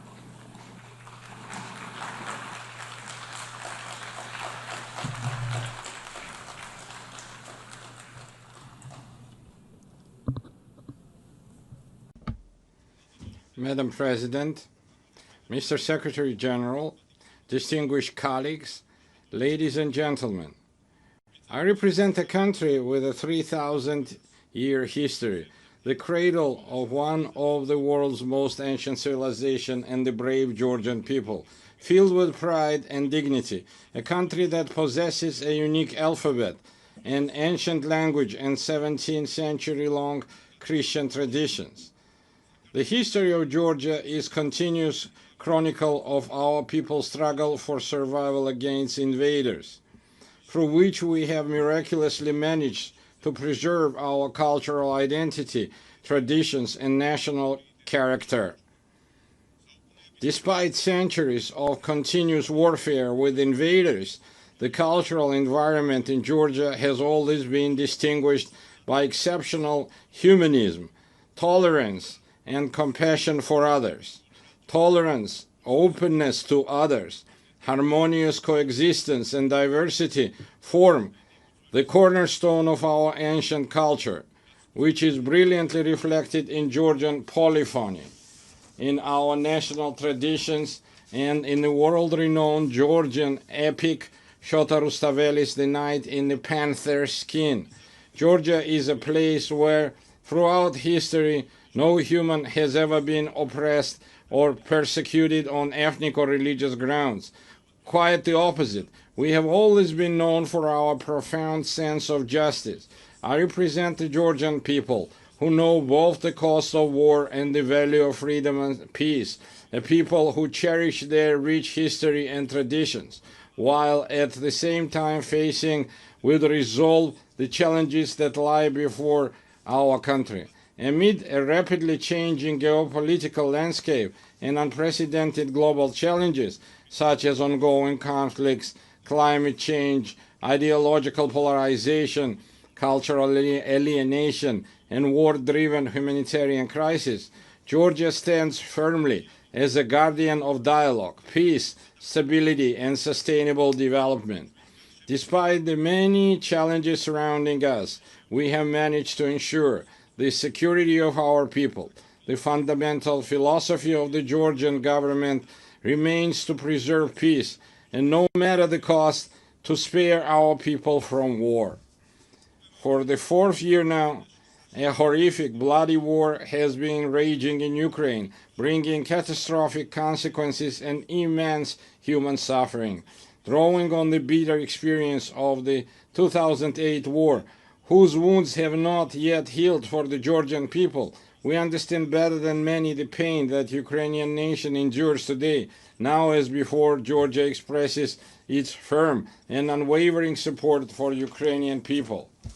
As we deeply understand the importance of peace, Georgia contributes to the transformation of the South Caucasus and strives to turn it from a zone of conflicts into a space of dialogue among civilizations and economic prosperity. We welcome President Donald Trump's peace initiative between Armenia and Azerbaijan, as well as his efforts to bring the bloody war between Russia and Ukraine to an end soon. Georgia has always supported and actively strived to establish sustainable and long-term peace in the South Caucasus, as well as to deepen trust and cooperation amongst its neighbors. For centuries, our country has been a crossroads of civilization and a space for dialogue among diverse cultures. Today, Georgia is reclaiming its historical role. Close relations with the countries of the South Caucasus and Central Asia, existing agreements with the European Union, and the Georgia's key position in the Middle Corridor all give our country a special significance, both within the region and across the Eurasian continent. Georgia is the shortest connecting route and natural bridge between Europe and Asia, the West and the East. Thanks to our geographical location and pragmatic foreign policy, Georgia is emerging as a multidimensional and multifunctional regional hub, both in terms of trade and energy transit. Georgia makes a significant contribution to the development of the Middle Corridor strategic route and does everything to ensure that the corridor becomes the fastest, most reliable, and most stable connecting route between East and West. We are actively working with international investors, developing infrastructure and facilitating the creation of new energy transit routes, all of which ultimately enhance the connectivity between Asian and European markets. Within the framework of the Middle Corridor and its development, Georgia has launched strategically significant projects aimed at increasing the volume and intensity of rail, sea, and air transportation. Among them, the railway modernization project has already been completed, while work is actively underway on the deep sea port in Anaklia, the new international airport in Tbilisi, and the Black Sea submarine cable projects. These projects, on one hand, provide landlocked countries in Central Asia and the South Caucasus with maritime connectivity to the rest of the world. On the other hand, the projects are implementing help diversity energy routes. We are implementing help diversity energy routes, thereby significantly enhancing the energy security of Europe and South Caucasus. To promote the development of the Middle Corridor and enhance connectivity between the two largest markets, Asia and Europe, Georgia has been hosting the Tbilisi Silk Road Forum for 8 years. It is an international platform for dialogue and new opportunities, attended up to 2,000 delegates from 60 countries. Our goal is to develop constructive relations based on mutual respect and shared benefits with major economies such as the United States, China, European Union, and others. We are open to any dialogue and cooperation, but at the same time, we demand respect and fair and dignified approach. What the Georgian people will never accept is being spoken to in the language of ultimatums, blackmail, or intimidation. Georgia is a faithful adherent to the fundamental principles of values of the United Nations and a dignified, responsible member of the international community, as evidenced by the considerable efforts by the current government of Georgia to improve the protection of human rights. It is precisely thanks to the pragmatic and rational policies of the government of Georgia that we have maintained peace and economic growth, significantly improving the quality of life of our citizens. Despite numerous challenges in recent years, Georgia has demonstrated remarkable resilience to external shocks. The positive trajectory of Georgia's development is reflected in and confirmed by the international rankings and indicators of the world's most reputable organizations. Despite 20% of Georgia's territory remaining under occupation, we continue to pursue development and progress with great energy and determination. We are entrusted with the mission that our children may live in a stronger, dignified Georgia and peaceful world. And now I want to address our Abkhaz and Ossetian brothers and sisters on the other side of the occupation line. For centuries, we have written Georgia's history together, a history filled with the heroism of our ancestors through our shared struggle for survival of our nation and the love for our motherland. We have never been a large empire imposing its rules on the others. We have always been a country proud of its diversity. Georgia is a place where civilizations have met, blended and balanced each other for centuries. Our culture is the very product of this complex and enduring synthesis. My Abkhaz and Ossetian brothers and sisters, our cultural code has not changed. For us, diversity is not a problem. It remains an essential formula for our existence, which is why we always meet our compatriots from the other side of the occupation line with open hearts and outstretched hands. It's our duty through joint efforts to overcome artificially created obstacles, rebuild broken bridges, and leave past grievances to history as a people of exceptional patience and resilience. I believe that one day we will, together with our children, we will live with our children in a united, happy, and developed Georgia, where nothing will stand in the way of our harmonious coexistence. Herewith, I would like to express my gratitude to the international community for its unwavering support of Georgia's sovereignty and territorial integrity. Georgia, like the entire world, is going through a pivotal moment in modern history. We live in a transitional era where the future of the international order remains uncertain. The United Nations must ensure our planet's transition to a peaceful, stable, and fair, multipolar international order. Georgia is responsible, as a responsible member of international community, is ready to support the United Nations in becoming the inevitable alternative to war and the principal guarantor of peace. I would like to reiterate that we are prepared and open, taking into account our national interests, to engage in dialogue with all parties on issues of global and regional significance. The current reality requires us to face difficult issues and initiate an open, pragmatic, and result-oriented dialogue. I believe that only in this way we can overcome common global challenges and unlock new opportunities for the benefit of our countries, peoples, and future generations. Thank you very much for your attention. May God bless humanity. On behalf of the Assembly, I wish to thank the President of Georgia. La Asamblea escuchará. The Assembly will now hear an address by His Excellency Luis Alberto Arce Catacora, Constitutional President of the Plurinational State of Bolivia. I request protocol to escort His Excellency and invite him to address the Assembly.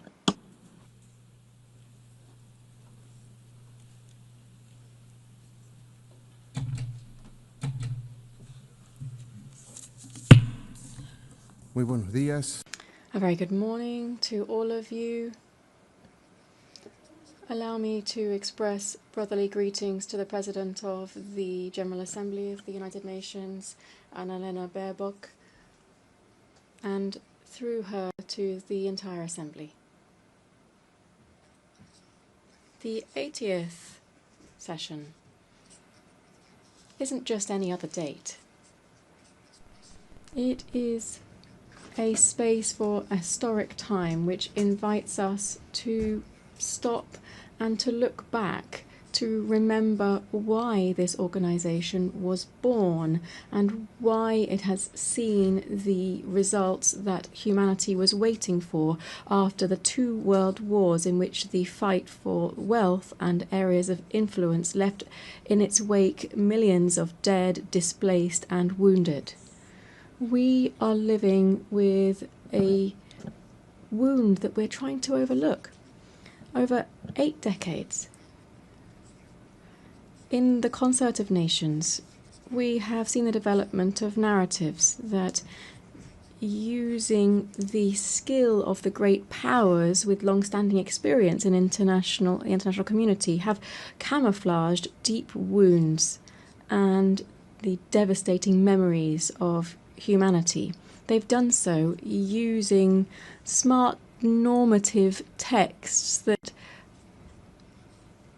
pretend to be the duty of the United Nations through audiovisuals and others that are not very effective in facing flagrant problems such as neocolonialism in all of its expressions, territorial occupation, economic, political and cultural interference, racism, discrimination, the arms race, and violence which is implicit in all of this without taking into account other aspects such as hunger, climate change, the food crisis, and the increasingly frequent economic crises. The effects of these realities are clear to all. Confrontations and discourse that promotes hatred and division between kindred states, inequality, exclusion, poverty, and inequality and injustice, still produced within institutions that were created to protect the rights of the weakest. And we're not even talking about economic, social, and the cultural rights of people, and even more if you look at the rights of indigenous peoples. A sincere assessment leads us to confirm that in 80 years, we have not met the expected results. Consequently, we are not in a good position. The world remains divided and confronted against itself more than 80 years ago. Today in the world, there is greater inequality in the distribution of wealth than there was 80 years ago. The poverty figures, inequality and injustice, rather than being curbed, is on the increase.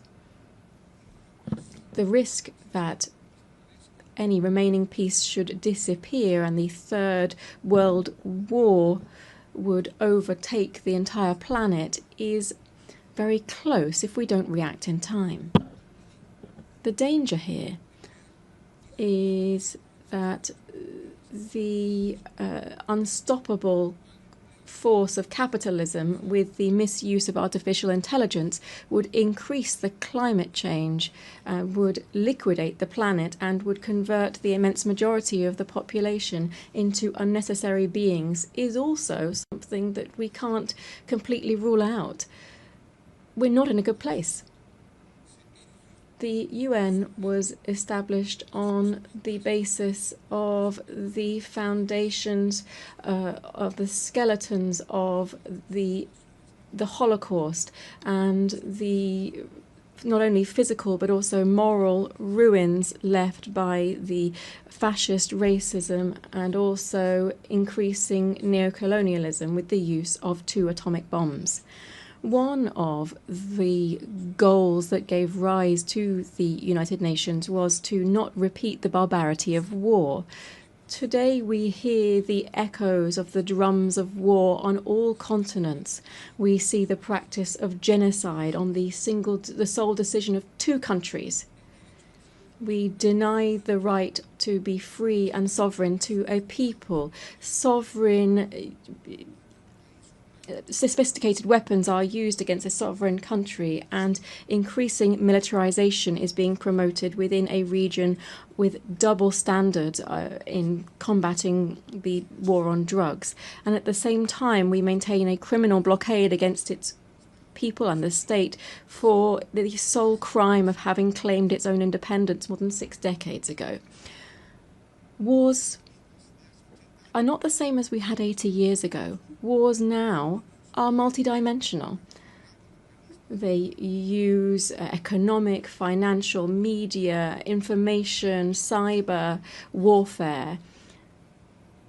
without even taking into account military warfare, which now encompasses biological warfare, war from space, and other technologies that continue to be developed with impunity on the basis of technology of war. It would be nothing new to have climate wars that would have an impact on sovereignty and food security, jeopardizing strategic resources such as water. We are putting at risk the very survival of the human race on Earth and of life itself on the planet. Just taking off the mask from all of these tragedies, we can see that the cause of all of this is the wild capitalist system that places the greed of the few over the rights and lives of the majority on the planet. The cause of this is the current capitalist development, which tries to resolve its own crisis and ends up returning to the original forms of accumulation and increasing rates of profit. Capitalism and its imperialist face is once again using the deployment of violence, plundering natural resources from sovereign states, and with bloodletting to lead to the political and economic power and take that away from another. Added to that, we have a third cause of the current wars, which is more immediate. That is the obsessive zeal of the new Trump administration to give the United States back its position as a hegemonic power at the cost of the liberal system, free trade, globalization, and to cause pain and death. Why? For what? To take ownership over natural resources, to take control over commodities for the benefit of an imperialist system, and to subordinate the majority of countries for their insatiable thirst for privilege and wealth, and to try to maintain a unipolar order at any cost. The recent publication of the US Strategic Defense Policy sets out a deployment of its troops around the world to in its areas of influence, Canada, Central and South America, among others. The recent history with our neighbours has made us realise that this is nothing else but a new way of implementing Monroeism, which was a doctrine which said that America is for the North Americans, generating conditions for a new era of neocolonialism. Madam President, distinguished heads of state and government, from the indigenous in Latin America and the Caribbean, we can say that we are a zone of peace, and we did so at the second summit of CELAC in Havana in 2014. The nations in our region are complying with this mandate that we set ourselves, still bearing in mind our political and ideological differences on various topics and with regard to border and territorial occupation-based disputes that remain ongoing. We can say, when we invert the equation of the Pentagon, that it is peace rather than war that guides our international relations. In hearing this declaration statement in 2022 in this same place, I came to appeal to the United Nations for a General Assembly to declare to the world that it would be an entire territory of peace. And 11 years have passed since that historic declaration of CELAC, and 3 years since I made that statement in this assembly. Not only have we not declared the world as a zone of peace, rather we are facing the harsh reality of seeing how death is becoming increasingly normalized in international relations. We also feel the threat of fascism in all of its variants to try to exploit and dominate peoples at the current time. The threat of death has made is covering Latin America and the Caribbean. We are seeing a bellicose potential, which would even go so far as to use missiles, submarines, helicopters, using the pretext that this maritime space is being used against the national security of the United States. Through the illegal introduction of cocaine through illegal gangs belonging to drug cartels. Beyond violations of international law, this provocative action of imperialism has two intentions. First,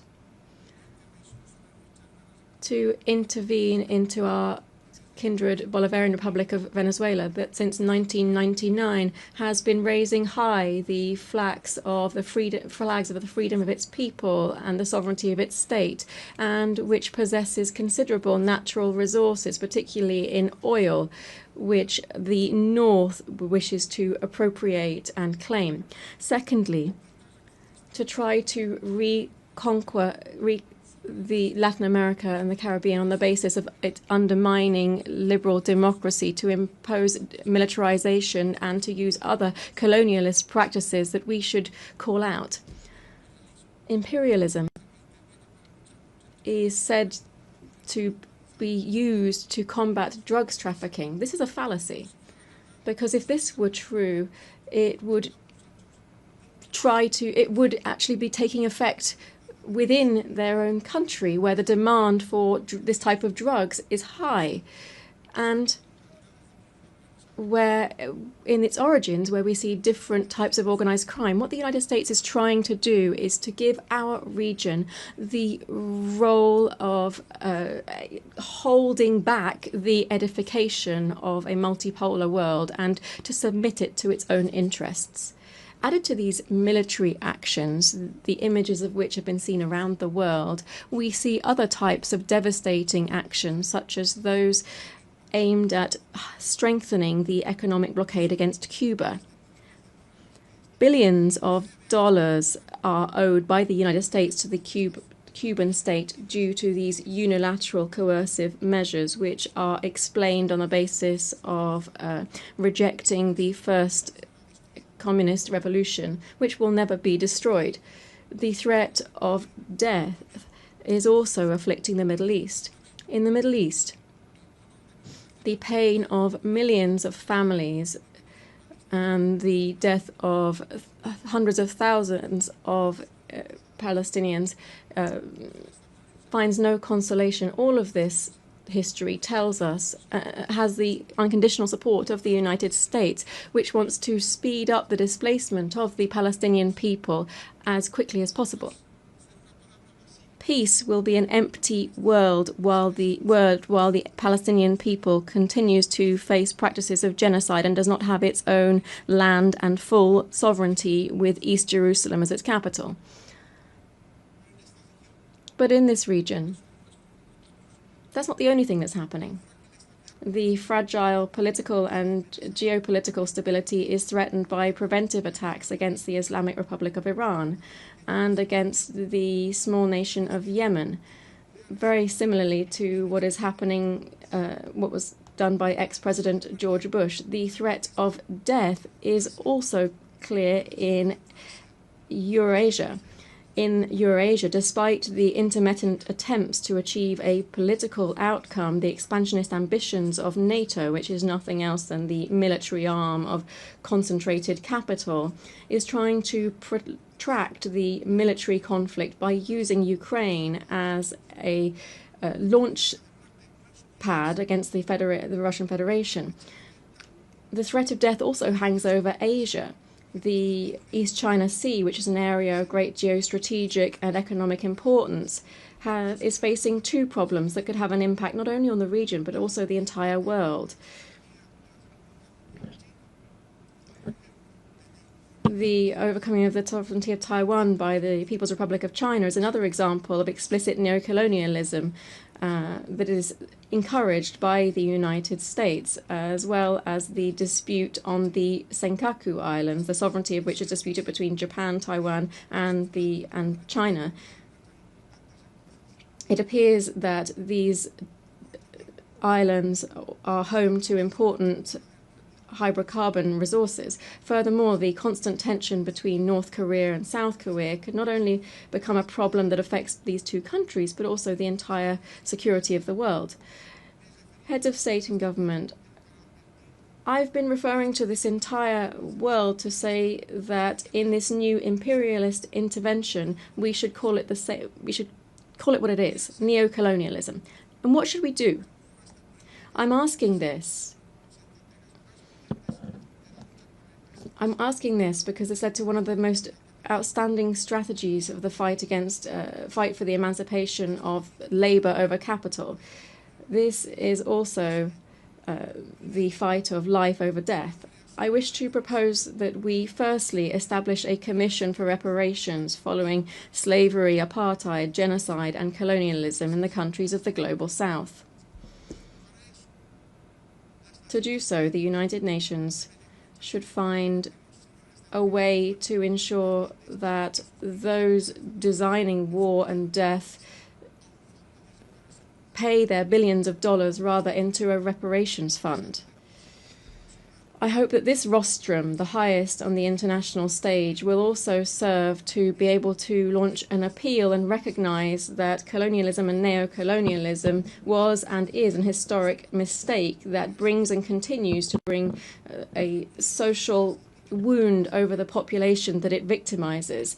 It also does this with indigenous societies that it affects in particular.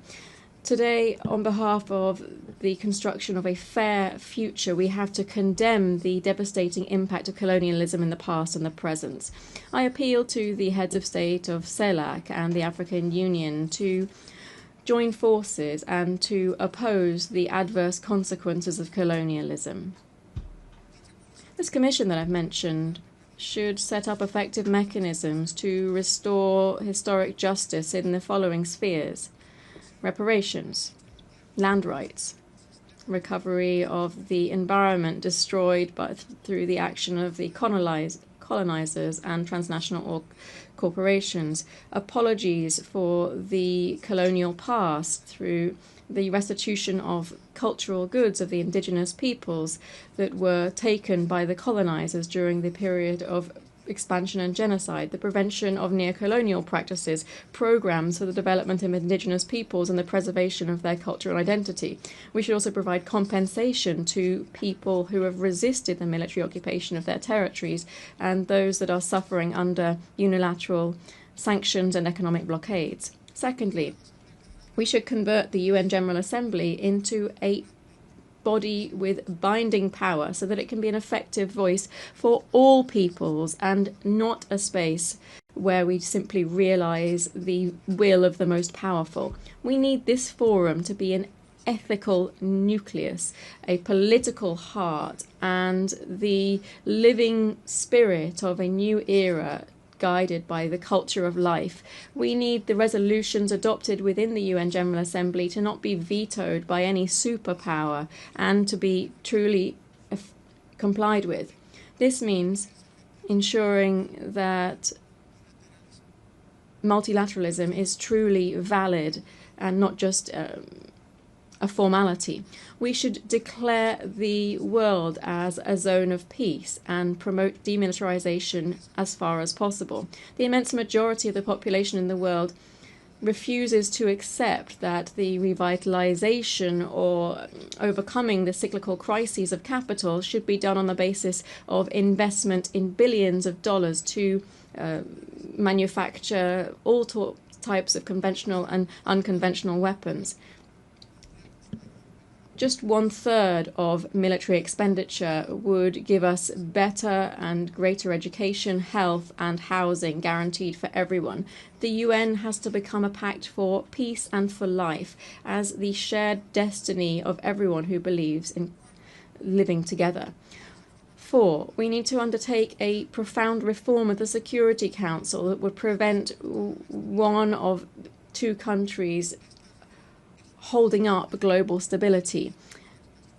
We need to ensure this reform and ensure the reform that the countries of the Global South have been insisting on for several years. Democratizing the Security Council would be giving effect to the principle of the legal equality of states and democratizing the future. It would be to ensure that the voices of Africa, Latin America, and the Caribbean, Asia, and the historically marginalized peoples would also count. 5. We should move towards the Universal Declaration of the Rights of Mother Earth. Bolivia, together with the Amazonian peoples, speaks up to recall the urgent need for international cooperation to strengthen the conservation of the Amazon. We should do so through strengthening the sovereignty of Amazonian countries over this strategic biome for the world. Defending the Amazon means defending life. 6. We must reject all forms of commercial war and work to reduce economic and social divides between the countries of central capitalism and the countries on the periphery. Trade wars not only affect companies, but also the immense world of work. It also lessens to alarming levels the possibility for lower classes to access acceptable food. The hegemonic and capitalist interests don't have any right to overtake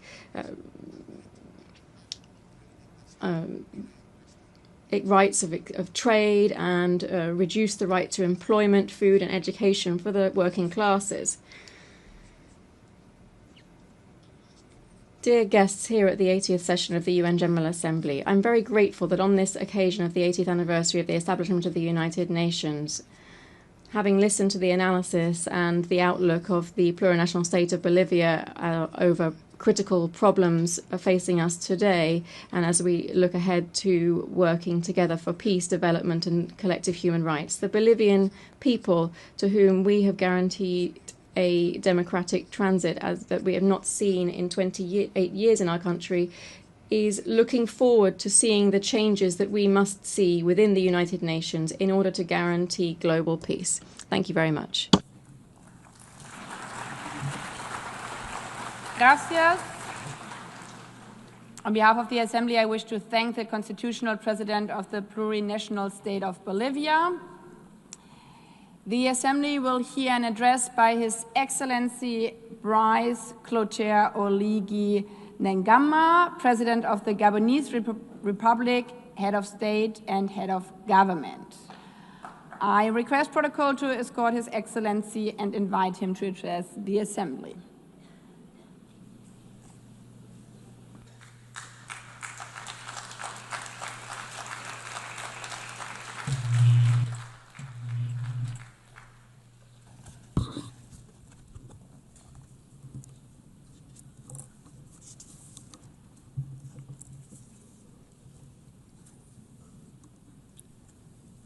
Madame la Présidente.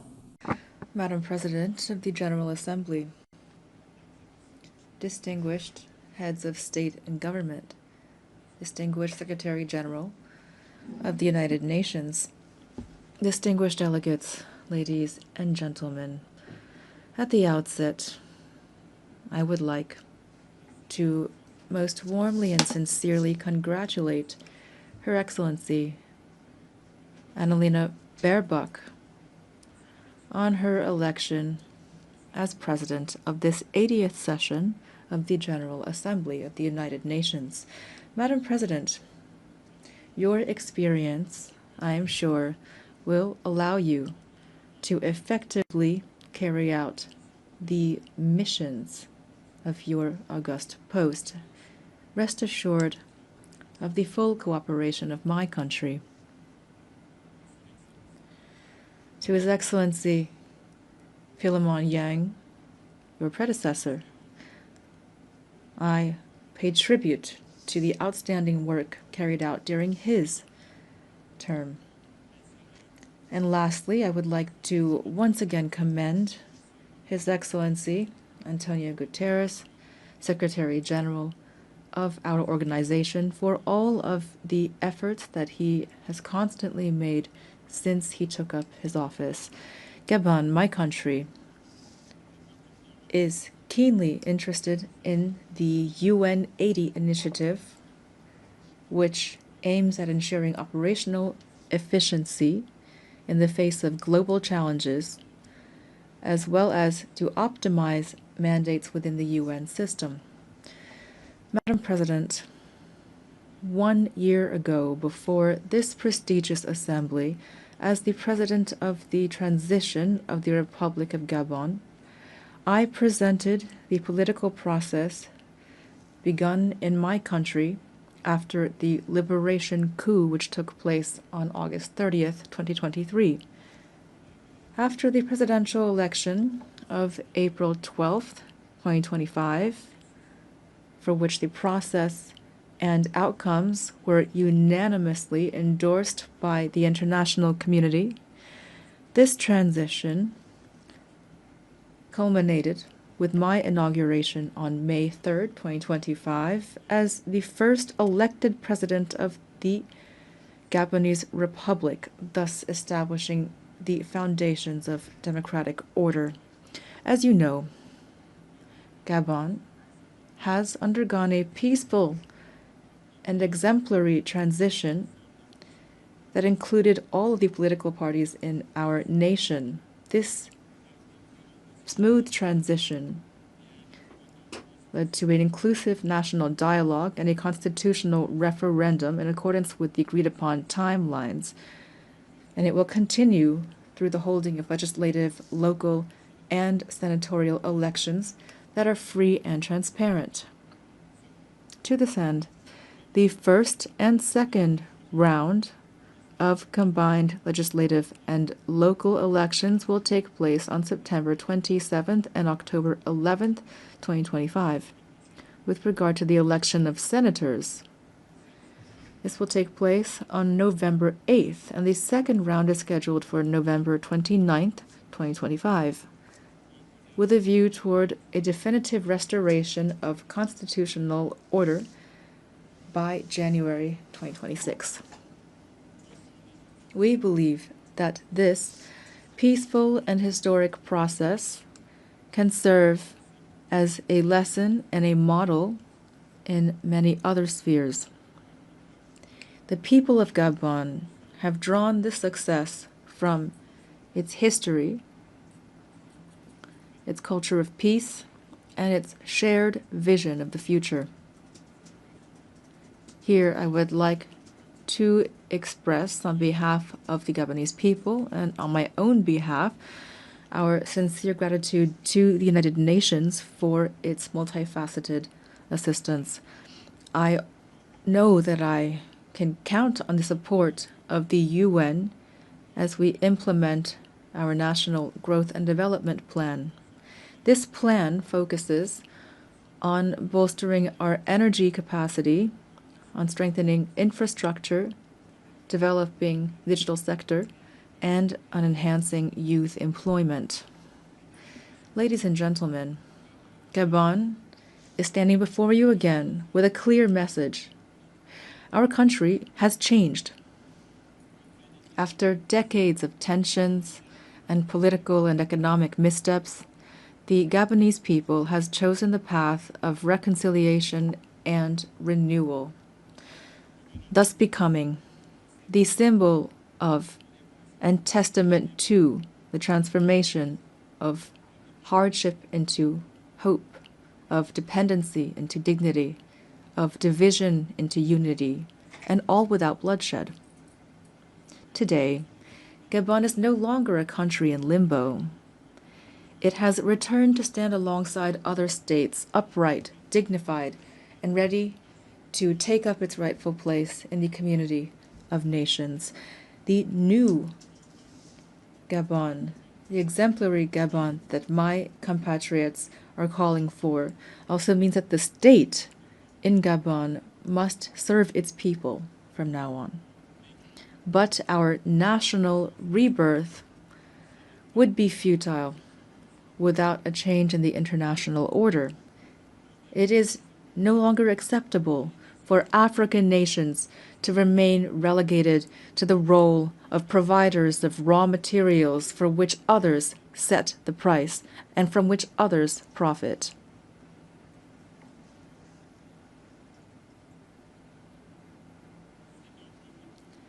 Therefore, I would like to invite public and private investors to support us through win-win partnerships.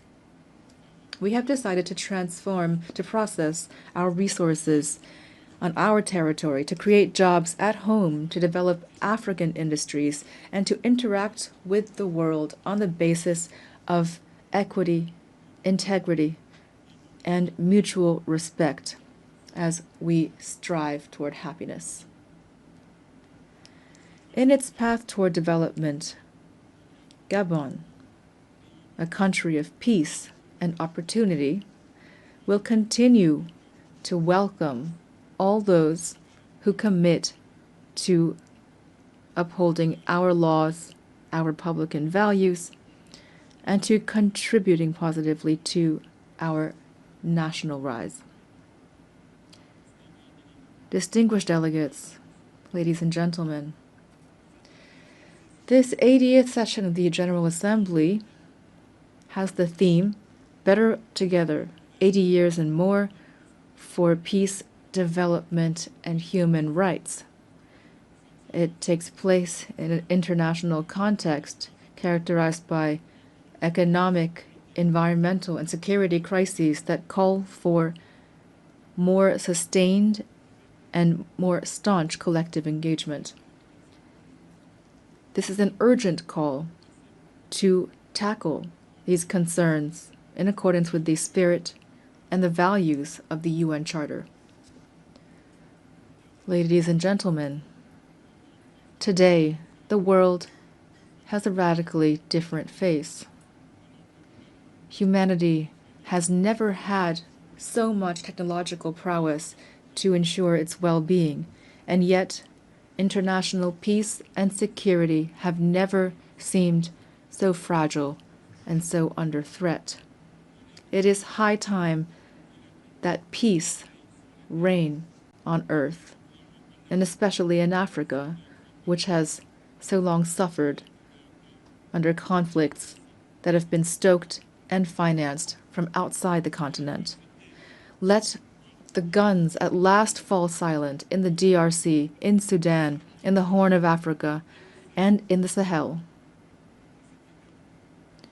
In this regard, instead of constantly stigmatizing and condemning the states of the Sahel, the international community would benefit from supporting them in their battle against the many-headed threat of terrorism. Ladies and gentlemen, on December 12, 1988, Gabon officially recognized the state of Palestine. Then, as now, we support the two-state solution, the only way, in accordance with UN resolutions, to guarantee a just and lasting peace between Israelis and Palestinians, as well as to guarantee international security.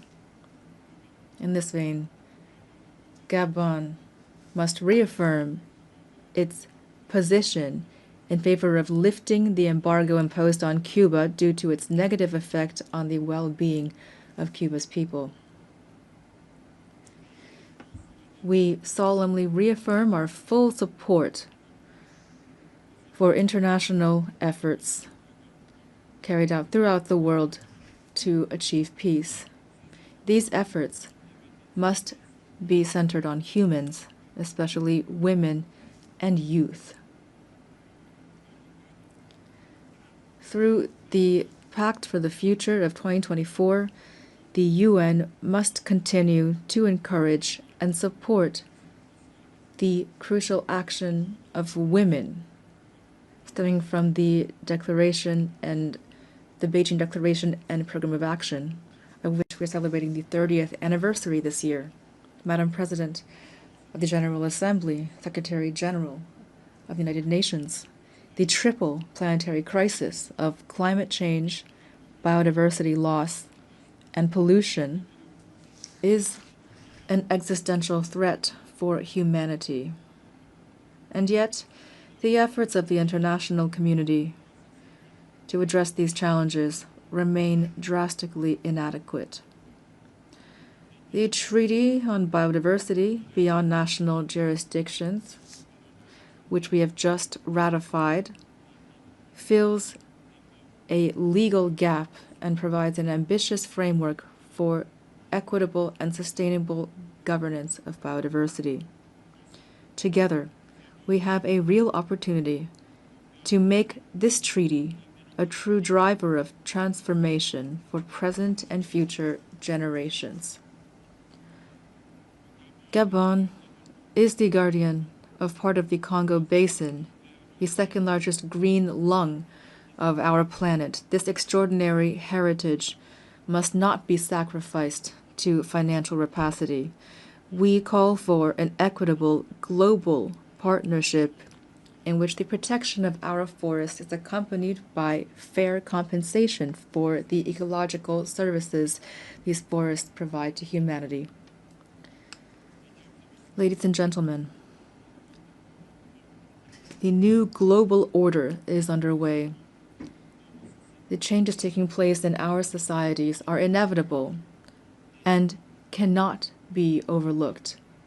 International peace and justice can only be guaranteed by a revitalized multilateralism, in particular through Security Council reform that takes into account the African claims enshrined in the Sirte Declaration and the Eswatini Consensus, to which Gabon is firmly committed. I wish every success to our work, and I wish a happy birthday to our organization. Thank you.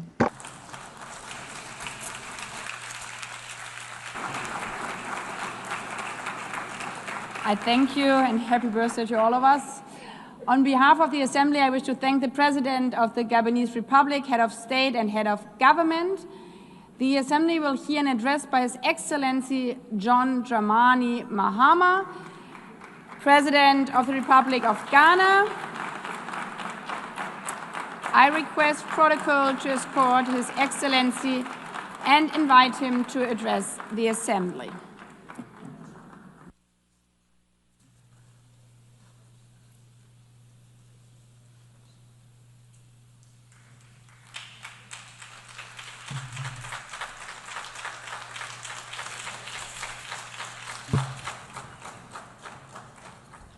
Thank you, Madam President, Mr. Secretary General, Excellencies, ladies and gentlemen. At this 80th session of the United Nations General Assembly, I'd like to speak about Africa's role in the future of this organization. However, it's impossible to do that without first considering the collective role that Africa played in its founding, which was small and relatively insignificant. Of the 51 member states involved in the founding of the United Nations in 1945, only 4 were African: Egypt, Ethiopia, Liberia, and South Africa. It is important to point out that the United Nations came into being in the aftermath of World War II because of the inability of its predecessor, the League of Nations, to avert a large-scale global conflict, which had been its guiding purpose when it was founded in 1920 at the end of the First World War. Out of the 42 founding member states of the League of Nations, only 3 were African: Liberia, the Union of South Africa, and Ethiopia. Egypt was to join later in 1937. Africa's overall participation in the organization's founding was minimal and relatively unimportant.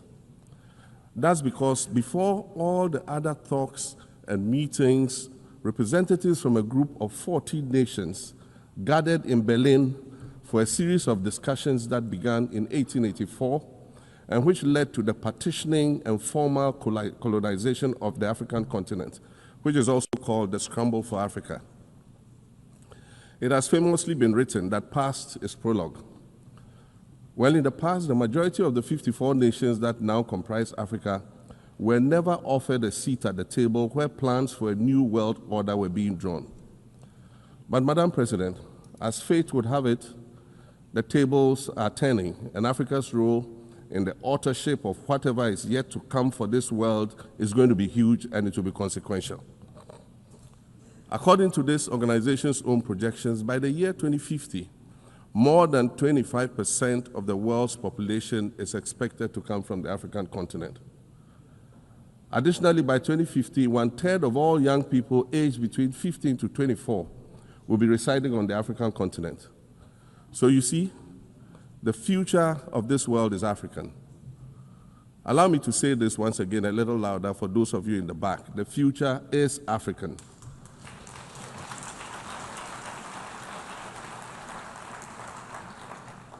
Already today, Africa is a catalyst for human potential and development, as well as for economic reform and ecological stability. Africa is a catalyst for systemic change.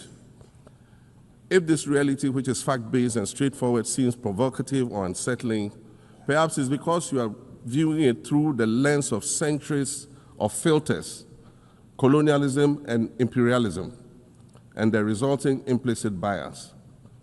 Maybe you are unaware of the resilience of African nations or their remarkable ability to make a strong comeback just when you think it's safe to count them out. That is what is happening right now in my own country, Ghana. Our constitution limits leaders to 2 4-year terms. In January, I was sworn in for a second term, which, let me point out, was non-consecutive with my first term. Our currency, the Ghana cedi, was rapidly depreciating, faced with rising inflation, a huge debt burden, and low morale amongst our citizens. My new administration settled down quickly and embarked on an ambitious program of comprehensive transformation designed to restructure Ghana's economic foundation and enhance our competitive standing globally. We refer to this process of recalibration as our reset agenda. In just 8 months, we have achieved significant reduction in inflation from 23.8% in December 2024 to 11.5% in August 2025, restoring price stability for our citizens. Additionally, our currency, the Ghana cedi, has appreciated considerably against other currencies, with Bloomberg reporting it as the best performing currency in the world at one point. Our improved sovereign credit rating reflects increasing investor confidence in our economy. And our 24-hour economy initiative promises to transform our economy. And there's a renewed willingness amongst our people to trust that their elected officials have Ghana's interests at heart and that we're progressing together. Madam President, I believe that in honor of this milestone celebration, the United Nations should also embark on a process of serious recalibration and establish its own reset agenda. Since the organization's founding, the number of UN member nations has nearly quadrupled. And quite frankly, it is not the same world that it was back then when the UN was formed. I mentioned earlier that I began my second non-consecutive term as president this past January. My first term ended in January 2017. In that span of time, 8 years, the world has changed with such ferocity. My first days in office after my return felt as though I had just awakened from a Rip Van Winkle-style sleep. Now, no, that was only after 8 years. Imagine then what it will be like after 80 years since the founding of the United Nations. In 1945, the sun had not yet set on the largest empire in history. The most common mode of international travel was by sea. The personal computer had not been invented, let alone made portable.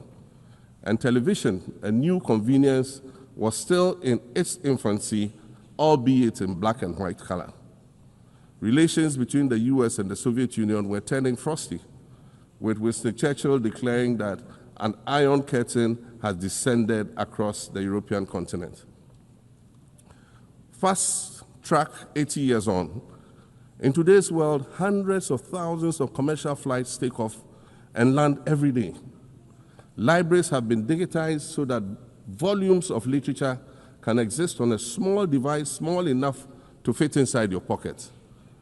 We live in a world of cryptocurrency, artificial intelligence, social media, the internet and its dark hidden dungeon of the dark web, all of which carry a potential threat to global peace and security. Climate change is real, and we're fighting a losing battle against the loss of Maldives and other island nations to the rising sea level, against the loss of Timbuktu to desertification and the Amazon forest to global warming and deforestation. Madam President, the UN Founding Charter is outdated when it comes to representation in this August Assembly. The most powerful post-World War II nations are still being rewarded with an almost totalitarian guardianship over the rest of the world. And yet, the first sentence in Chapter 2, Article 1 of the UN Charter declares that the organization is based on the principle of sovereign equality of all its members. If this were true, and was the case, a continent as large as Africa, with its numerous UN member states, would have at least one permanent seat on the Security Council.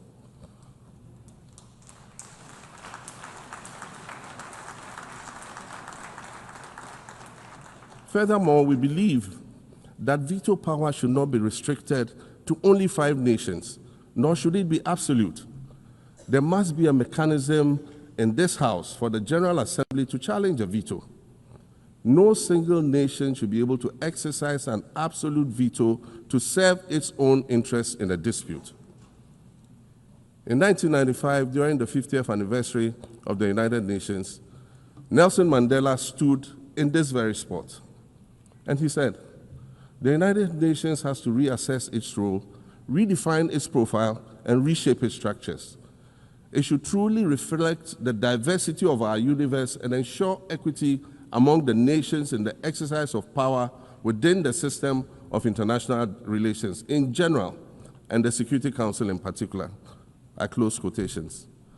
30 years later, we African leaders are still making the same simple request for a permanent seat on the Security Council with the power of a veto. So today, Madam President, I stand here in this exact spot and ask the world, if not now, then when? We demand not only a reform of the Security Council, but also a reset of the global financial architecture, which is currently rigged against Africa. Africa must have a greater say in the world's multilateral financial institutions. And while I'm making requests, I'd like to call for the removal of the blockade on Cuba. As Dr. Kwame Nkrumah, our nation's founder, famously said, "We seek to be friends with all and enemies to none." The Cuban people shed their blood on African soil in the fight against apartheid. And indeed, Cuba has been and continues to be a faithful friend of Africa. You see, the very fact that I can stand here and ask these things and say these things, and the fact that all nations can ostensibly gather here to address critical global issues, air our grievances, and express our concerns, that is what makes the survival of this organization so important. In every old city or village, you will find a town square, or a courtyard, or a plaza that once served as a gathering space for the citizens of the community and their leaders. Meetings and celebrations were held there, as were trials and elections. And these were spaces that brought people together and held them together as a community. Sadly, time and technology have eroded these spaces. Madam President, in many ways, the United Nations is the proverbial town square of our modern global village. And it has never been more critical for us to protect this one space that brings and holds the world nations together as a community. The internet, social media platforms, and artificial intelligence offer us the illusion of connectivity, when in fact what they do is reinforce isolation by using algorithms that ensure that we do not receive new ideas and perspectives, but rather more of the same content. We are served alternative facts and manipulated images, making it easy to disseminate disinformation and sow seeds of division amongst communities. Madam President, these are dangerous times. Our world is currently experiencing a rise in nationalism and economic instability. There's a general breakdown of multilateralism. Various acts of aggression have been committed against the sovereignty of others, and nations are attempting to circumvent the very safeguards that were put in place to prevent large-scale global conflict. These conditions are all too similar to the ones that led to the League of Nations' failure in fulfilling its mandate. The denial of visas to President Abbas and the Palestinian delegation sets a bad precedent and should be deeply worrying to all member nations of the United Nations. Ghana recognized the state of Palestine in 1988 and supported a two-state solution to the conflict since then. And I say, contrary to the claims of some, a two-state solution would not be a reward for Hamas. It would rather be a reprieve for the hundreds of thousands of innocent women and children and people who are facing collective punishment and forced starvation for no reason other than the fact that they are Palestinian. For nearly 2 years and for the fear of reprisals, we here in this General Assembly have been playing hide and seek with language to find the right words to help us avoid or excuse what we all know is taking place in Gaza. But here's the thing, it doesn't matter what you call it. If it looks like a duck, it swims like a duck, and quacks like a duck, well, then it must be a duck. The crimes in Gaza must stop.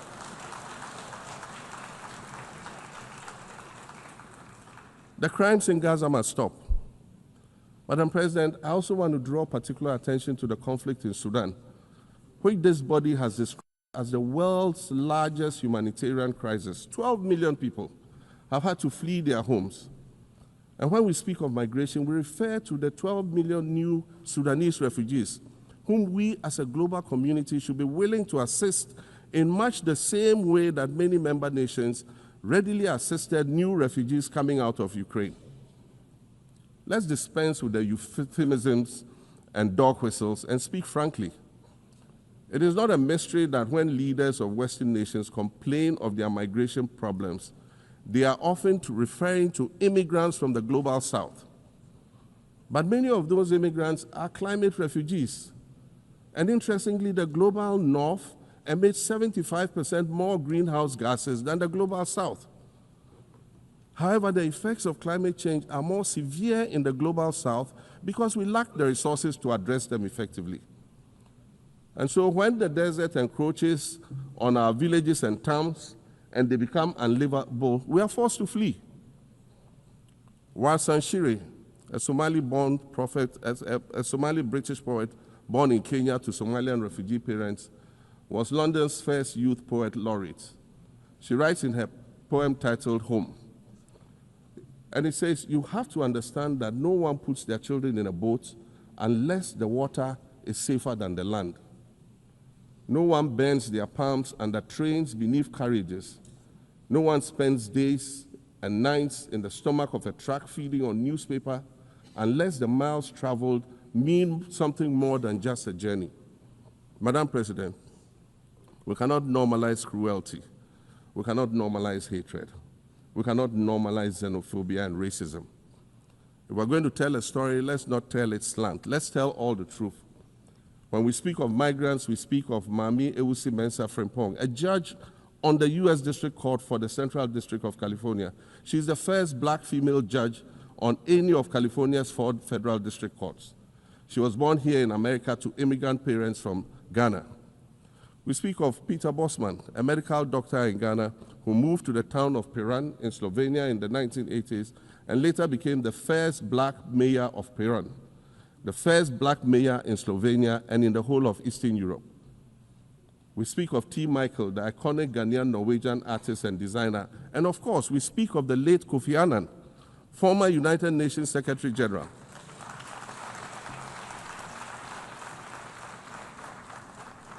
Former United Nations Secretary General and Nobel Peace Prize recipient, who was born in Ghana but spent his adulthood in various places in America and Europe. These are people who have brought great distinction to the countries that they decided to call home. Just as the migrants and the children of migrants before them did, I dare say these are not invaders. These are not criminals. Madam President, the slave trade must be recognized as the greatest crime against humanity.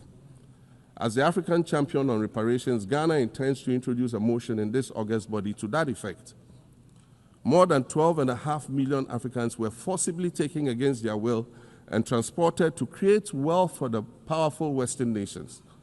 We must demand reparations for the enslavement of our people and the colonization of our land that resulted in the theft of our natural resources, as well as the looting of artifacts and other items of cultural heritage that have yet to be returned in total.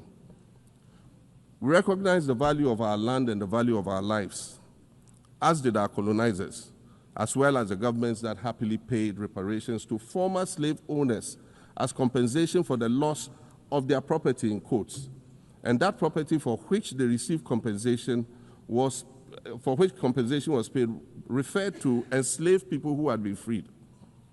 Madam President, an increasingly insecure world is witnessing upward spending on defense budgets of bilateral partners and steep cuts in official development assistance.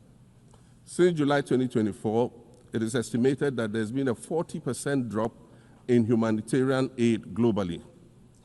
In this era of global uncertainty, Africa must exercise sovereignty over its natural resources to raise the necessary funds to ensure the well-being of its citizens. The days of parceling out vast concession areas to foreign interests for exploitation must come to an end. We'll continue to welcome foreign investment, but we must negotiate better for a bigger share of the natural resources that belong to us. And we must insist on value addition to these resources. We're tired of the continued image of poverty-stricken, disease-ridden rural communities living at the periphery of huge foreign-controlled natural resource concession areas. We're tired of having people extract the most they can from us and in return offer us the very least by way of respect, consideration, and dignity. We're tired of not being represented in ways that reveal the richness and complexity of our history or acknowledge all that we have overcome to arrive here in this liminal space of untold possibilities. Allow me to echo the Indian-American writer Arundhati Roy, who wrote, "Another world is not only possible, she is on her way. On a quiet day, I can hear her briefing." I want to add that for the sake of Africa, and quite selfishly for the sake of my 18-year-old daughter, I hope that this new world that is arriving is a place of safety and equality for women and girls. To succeed, we must empower everyone, including women and girls, to reach their full potential. In closing, Madam President, I'd like to congratulate you on your election to preside over this historic 80th General Assembly and on being the 5th woman to hold this distinction. I'd also like to congratulate Her Excellency Nana Jane Opoku-Agyeman on being the first woman Vice President of Ghana.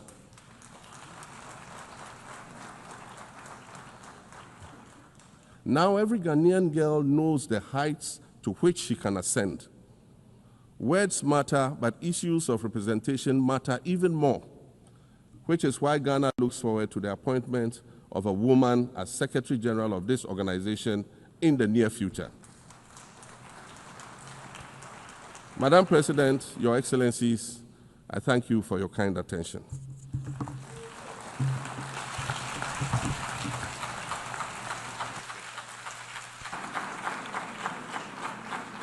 On behalf of the General Assembly, I wish to thank the President of the Republic of Ghana.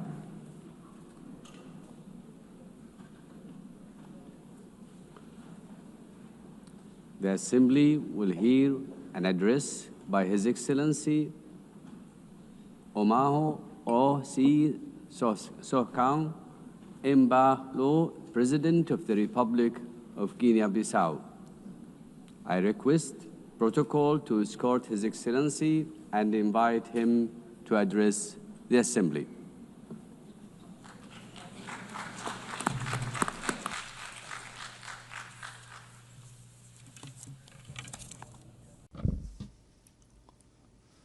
Madam President, distinguished heads of state and government, Mr. Secretary General,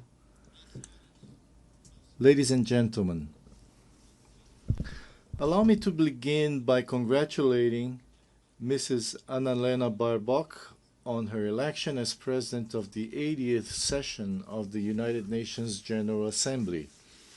I thank the outgoing President, Mr. Philemon Yang, for his service to the international community. To Secretary General Antonio Guterres, I wish to reaffirm Guinea-Bissau's full support for his tireless efforts in favor of world peace, international cooperation, multilateralism, and sustainable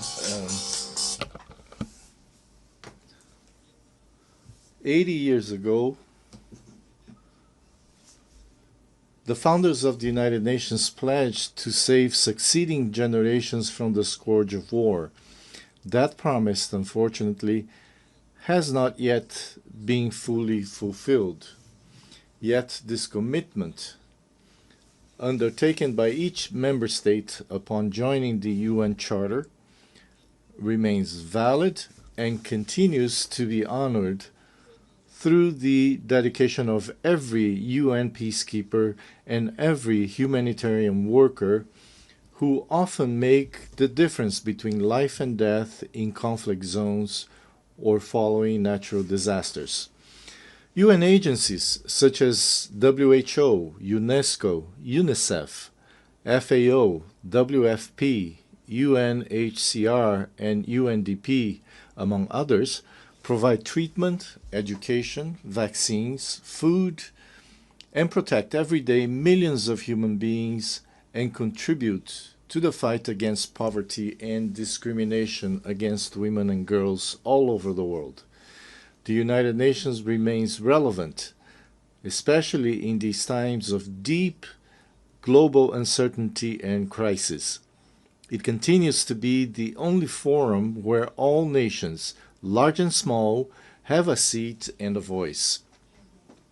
Excellencies, ladies and gentlemen, we live in a world confronted by multiple crises. We are witnessing what Secretary General Antonio Guterres has called polycrisis. Conflicts in Ukraine, Gaza, Sudan, and other regions persist. Socioeconomic inequalities, environmental shocks, political instability, and humanitarian emergencies disproportionately affect developing countries, with the greatest impact on small island developing states.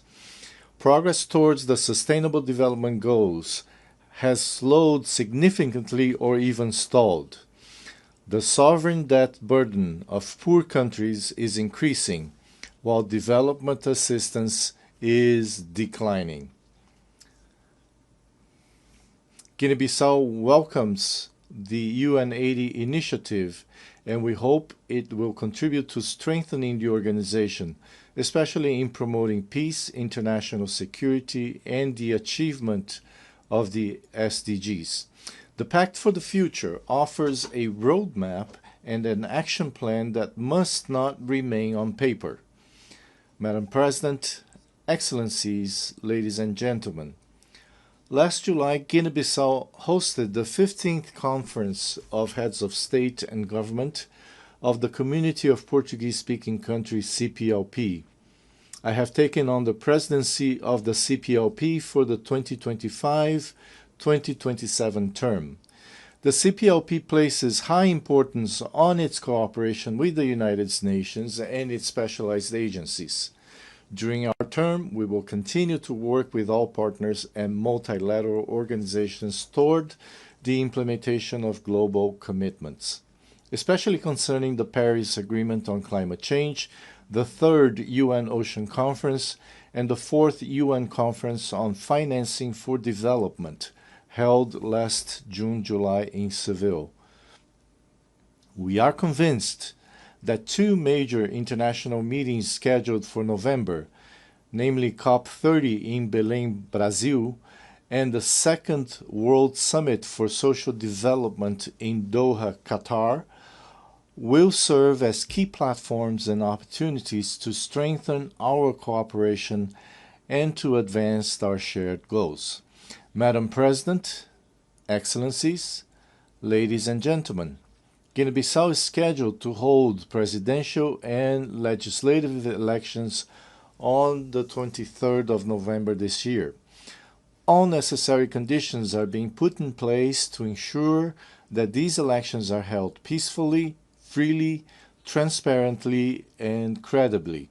Over the past 5 years, I have prioritized dialogue, inclusion, political stability, and the consolidation of the democratic rule of law. I am confident that these upcoming elections will reaffirm the irreversible nature of citizenship and democratic values in Guinea-Bissau.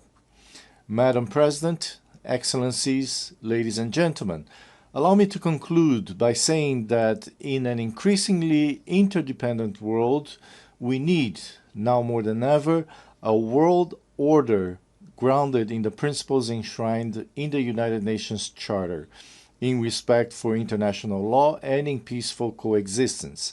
In this regard, Guinea-Bissau reiterates our call for an end to the economic, commercial, and financial embargo and other forms of restrictions imposed on Cuba. 80 years after the creation of the United Nations, the world has changed. We are no longer just the 51 countries who signed the UN Charter in 1945. Today, the United Nations is all of us, the 193 member states, plus observer states, NGOs, civil society organizations, and other actors represented in this great assembly hall.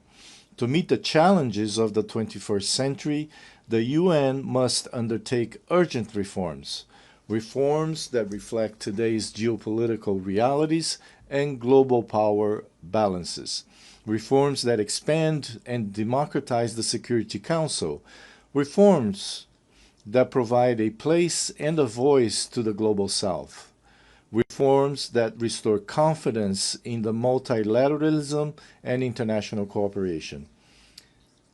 The UN continues to be a unique multilateral space where dialogue is still possible, even when diplomacy and good offices fail elsewhere and in other circumstances.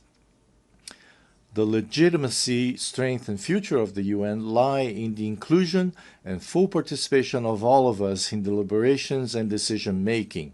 Its core details, peace, dignity, equality, poverty eradication, cooperation, and peaceful resolution of conflicts remain alive and continue to inspire the purposes of the international community and the March of Humanity. Thank you very much.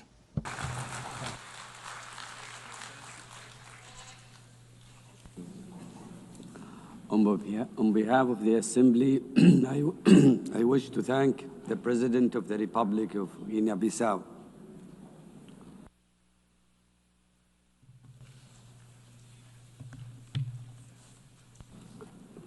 The Assembly will hear an address by His Majesty King Mosawati III, Head of the State of the Kingdom of Eswatini. I request protocol to escort His Majesty and invite him to address the Assembly.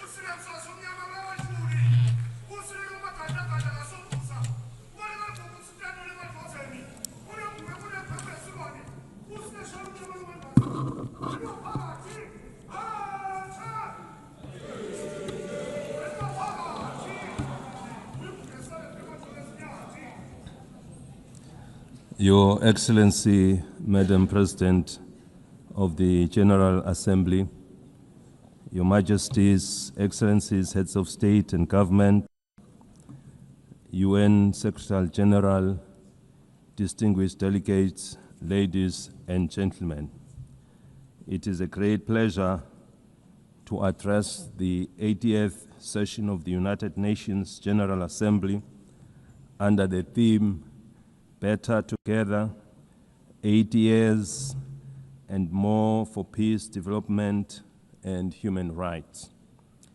At the outset, we wish to assure you, Madam President, of Eswatini's unwavering support during your tenure.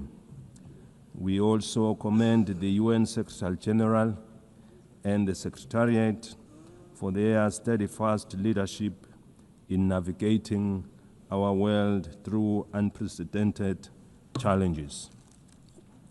As we gather today, mankind is confronted with many challenges, including conflicts around the world. We must remind ourselves that when the United Nations was established in 1945, it was during a time of widespread global strife. Its founding fathers resolved that no country or people should endure suffering due to conflict. The UN Charter and structure were designed to be clear and resolute. Now is the time to ask ourselves what has gone wrong and what steps must be taken to correct these challenges and restore the UN's mission of fostering peace. The question we must ask ourselves further is, what is the UN doing to address these issues effectively? I propose that the United Nations establishes ad hoc committees to tackle global conflicts and promote peace. These committees should have equitable representation in dealing with the relative conflicts in the diverse regions of hotspots, including Africa, the Middle East, Europe, and beyond, ensuring that all affected nations have a voice.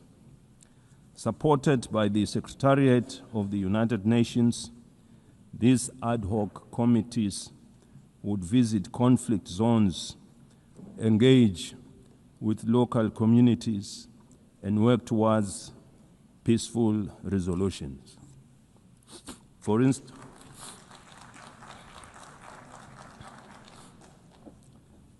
instance, in Africa, the conflicts in Sudan, South Sudan, Somalia, the Sahel, and the Great Lakes need the intervention of these ad hoc committees. In the Middle East, they should facilitate dialogue with all parties involved. The team could ask the Palestinians what it will take to release the hostages, given the fact that the Israelis would remain aggrieved as long as their loved ones are not with them.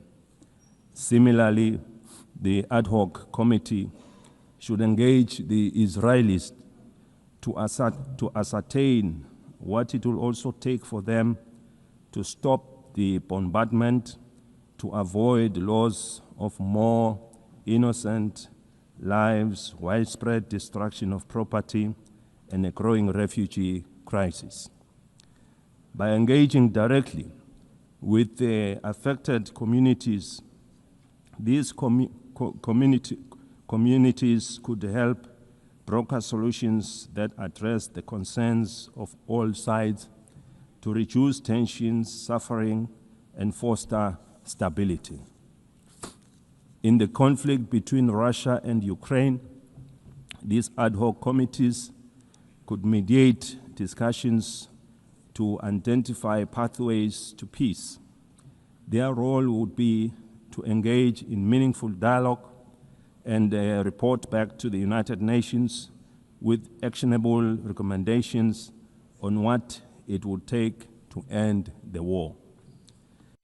In Eswatini, we encourage that yield positive outcomes proving that dialogue is the cornerstone in nation building.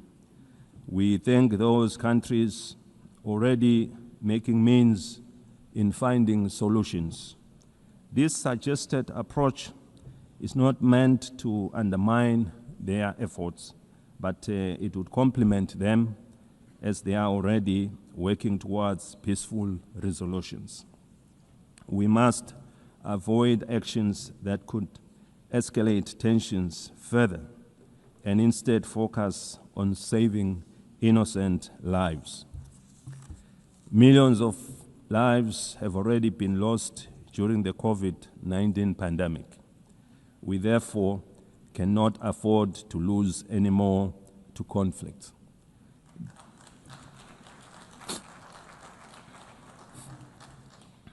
The UN must now focus on supporting the building of economies of the world to address issues of poverty and the global financial crisis which we experienced after the COVID-19 pandemic. By investing in these areas, we can create conditions for lasting peace.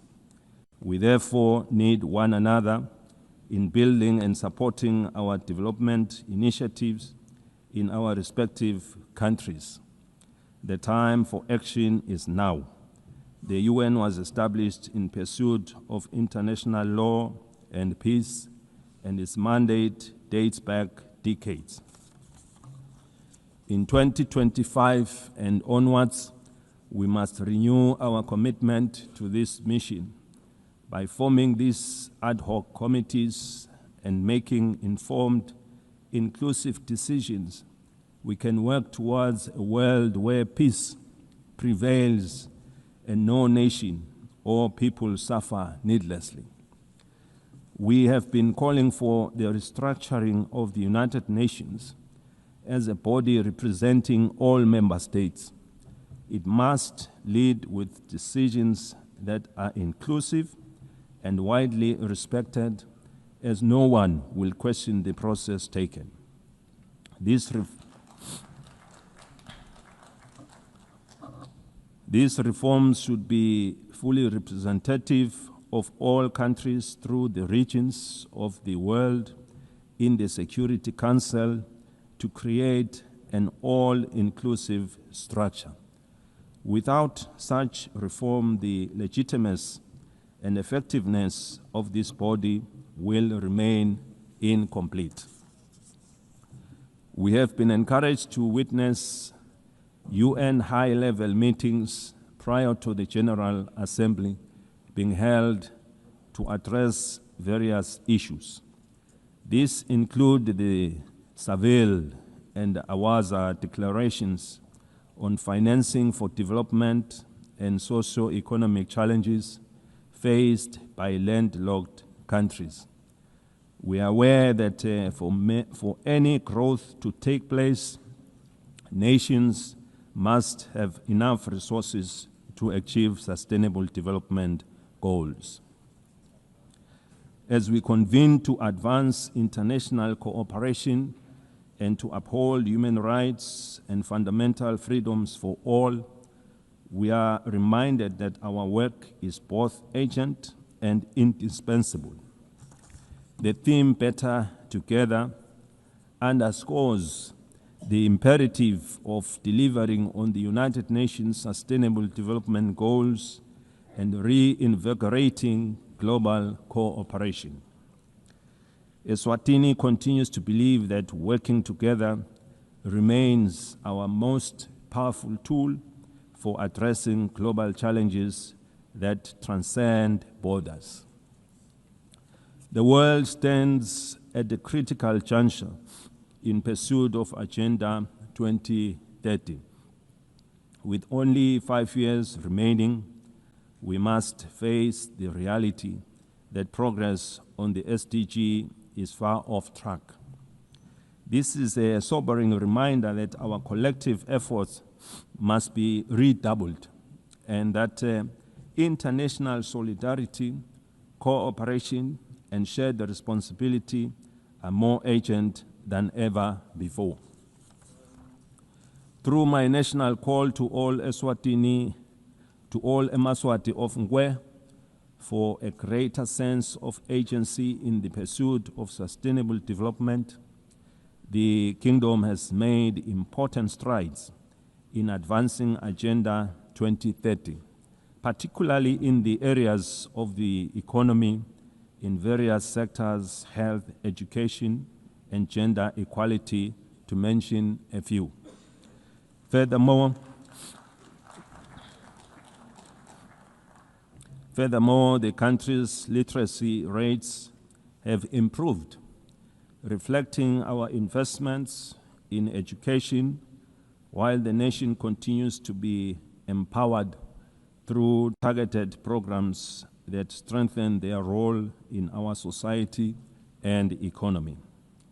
These achievements demonstrate what is possible when determination and partnership come together.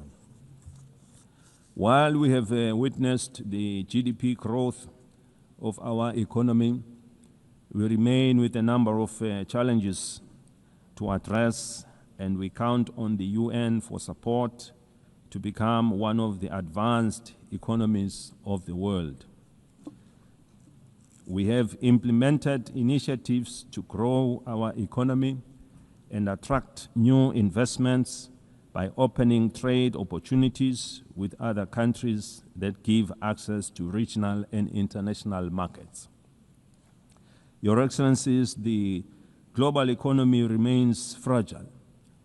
Persistent inflation resulting in rising food and energy prices, as well as tightening financial conditions, have eroded fiscal space for many developing nations. Across sub-Saharan Africa, countries spend on average 12% of government revenues on debt servicing, diverting resources urgently needed for social cohesion programs. Eswatini also advocates for trade facilitation and economic diversification, simplifying customs procedures, reducing regulatory barriers, and enabling greater participation in regional and global value chains. In this regard, the African Continental Free Trade Area has the potential to boost intra-Africa trade by up to 52%, drive industrialization, and create millions of jobs. For countries like Eswatini, the AfTA offers more than market access. It provides a pathway to overcome geographic constraints through regional integration, cooperation, and efficient trade corridors. In an increasingly connected world, the Kingdom of Eswatini is actively striving for digital transformation as a catalyst for sustainable development.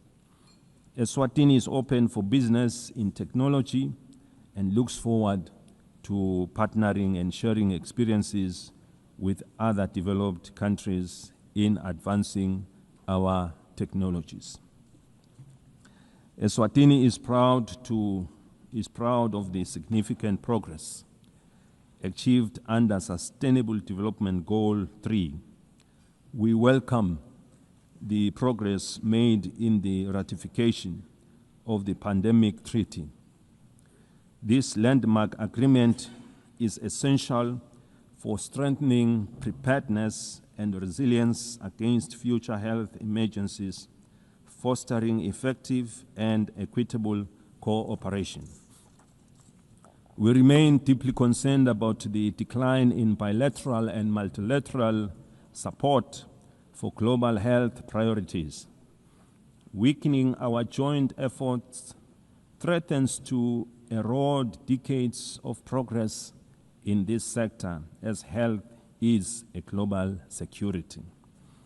The Kingdom of Eswatini recognizes that the increasing frequencies and intensity of natural disasters, emergencies, and protracted crises highlight the urgent need for integrated responses that bridge humanitarian relief, long-term development, and peace building.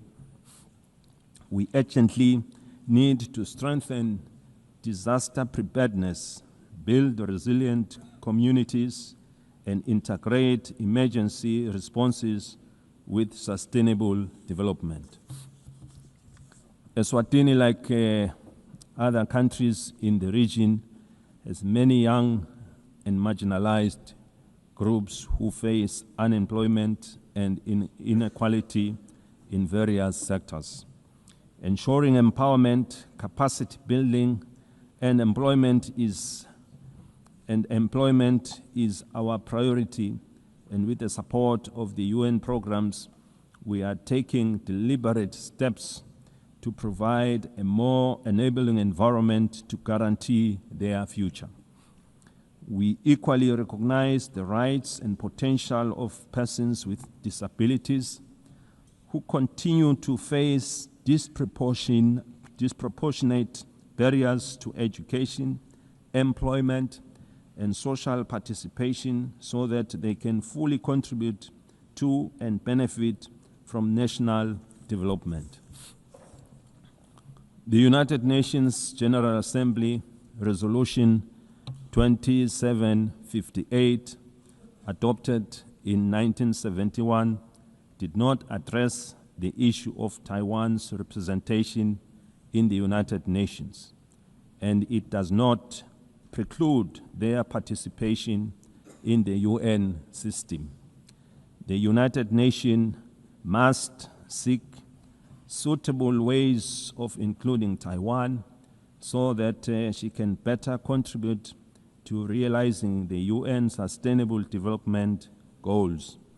In that way, this will fulfill the UN mandate to ensure that no country is left behind.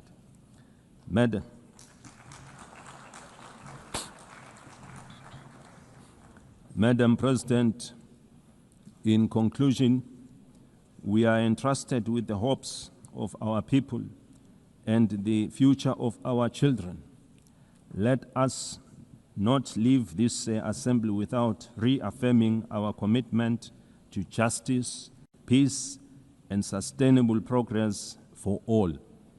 The Kingdom of Eswatini stands ready to play its part. The international community must remain united in addressing shared global challenges, from hunger and malnutrition to climate change, under the guiding spirit of better together. I thank you. May Almighty God bless us all.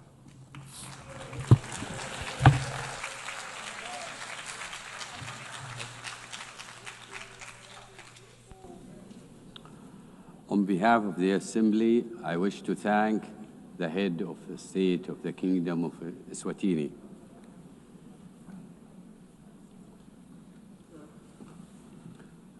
The Assembly will hear an address by His Excellency Sonang Jilwept, President of the Republic of Palau. I request protocol to escort His Excellency and invite him to address the Assembly.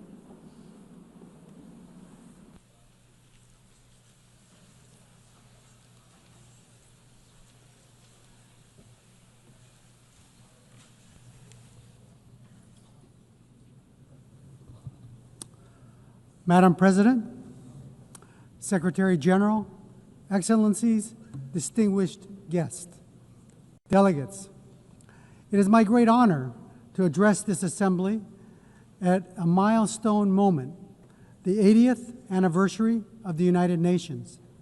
80 years ago, nations scarred by war came together to say, never again. They built this organization on the belief that cooperation, not conflict, could guide humanity forward. Today, as we reflect on that founding vision, let us remember the United Nations was not built for the powerful, but for all nations, large and small. In Palau, we have a saying, "Ndisenson Mbrari Akloes. Small twigs banded together can light the fire that can bring the pot to boil. This wisdom reminds us that even the smallest among us, when united and determined, can drive meaningful change. The recent International Court of Justice advisory opinion affirms this truth, that our voice, though often overlooked, carries the weight of justice. We thank Vanuatu for their leadership and recognize the Pacific youth who co-led this charge. The advisory opinion confirmed that what we have always known. 1.5 degrees is not optional. It is now the benchmark for international law. Let us defend this limit as the political, moral, and legal anchor of the Paris Agreement. The world is at war. Defense spending is at an all-time high, approaching $3 trillion annually. We have many problems. And now more than ever, we need to come together. We are also at war. Our shores are being invaded by seawater. Our homes are being blown away by storms. Our roads are being washed away by torrential rains. Our reefs are overheating. Our fish are disappearing. And our land is on fire. This is our daily battle. And ahead of COP30 in Belém, we must see new nationally determined contributions submitted without delay, particularly from major emitters. And they must be aligned with the 1.5 degree trajectory. We applaud Australia's leadership in setting incredibly ambitious and achievable 2035 emissions reduction targets and developing clear strategies to reach its net zero emissions pathway by 2050.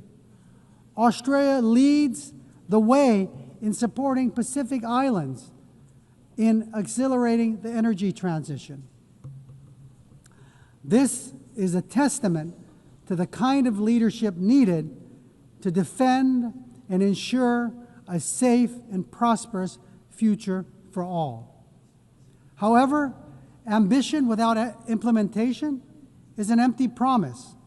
For SIDS, the fight depends on climate finance.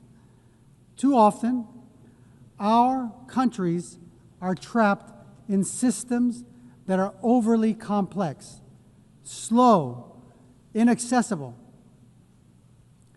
Finance must be predictable and adequate. It should not create new debt. It should free us to implement our NDCs, adapt to climate change impacts, and address loss and damage. The 1.5 degrees Celsius limit remains our lifeline, and finance is the key to achieving it.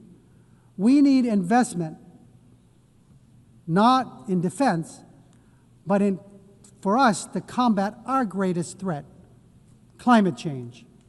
It is not aspirational. It is the scientifically grounded guardrail that protects the most vulnerable from the worst climate impacts. Madam President, our region has served as the world's moral compass on climate justice. We have helped secure the 1.5 degree goal in Paris. We have pushed for a mechanism on loss and damage. If the world is serious about 1.5, we urge you to come to our region, to see with your own eyes what the Pacific is facing, and be moved to act. That is why COP31 must be a Pacific COP, hosted by Australia, shaped in partnership with the Pacific. Madam President, on the issue of climate solutions, deep-sea mining has been incorrectly promoted as a silver bullet for the climate crisis. If we rush forward without understanding the consequences, we risk inflicting irreparable harm. The loss of biodiversity, the release of carbon, damage to our water column, and the destruction of fisheries that sustain our people is unfathomable. At UNOC 3, 38 countries, including Palau, came together to support a moratorium, and our message is clear. We must let science guide before we exploit the deep sea. The historic BBNJ agreement enters into force in January. And while Palau is proud to be the first ratifier, we couldn't have lit this fire alone. Like the Palauan proverb of the twigs, crossing the collective effort of over 60 countries demonstrates that we are better together.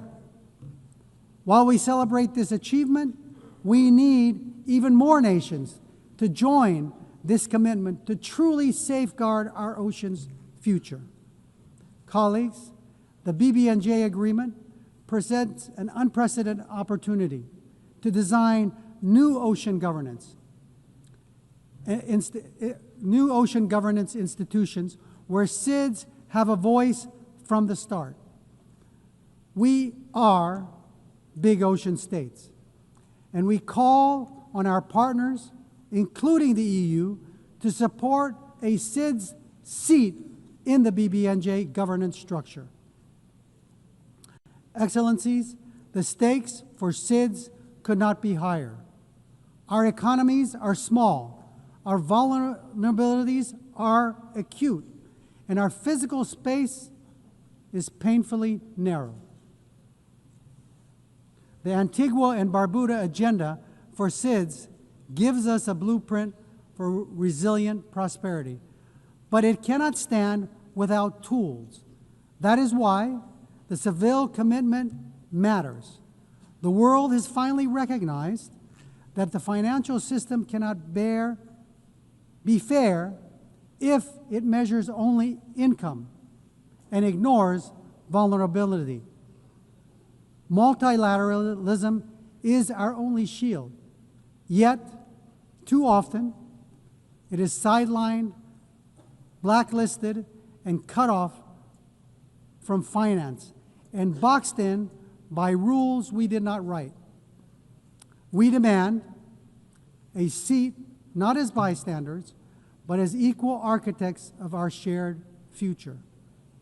We call for the full and immediate integration of the multi-dimensional vulnerability index into the policies and frameworks of international financial institutions, multilateral development banks, and international organizations.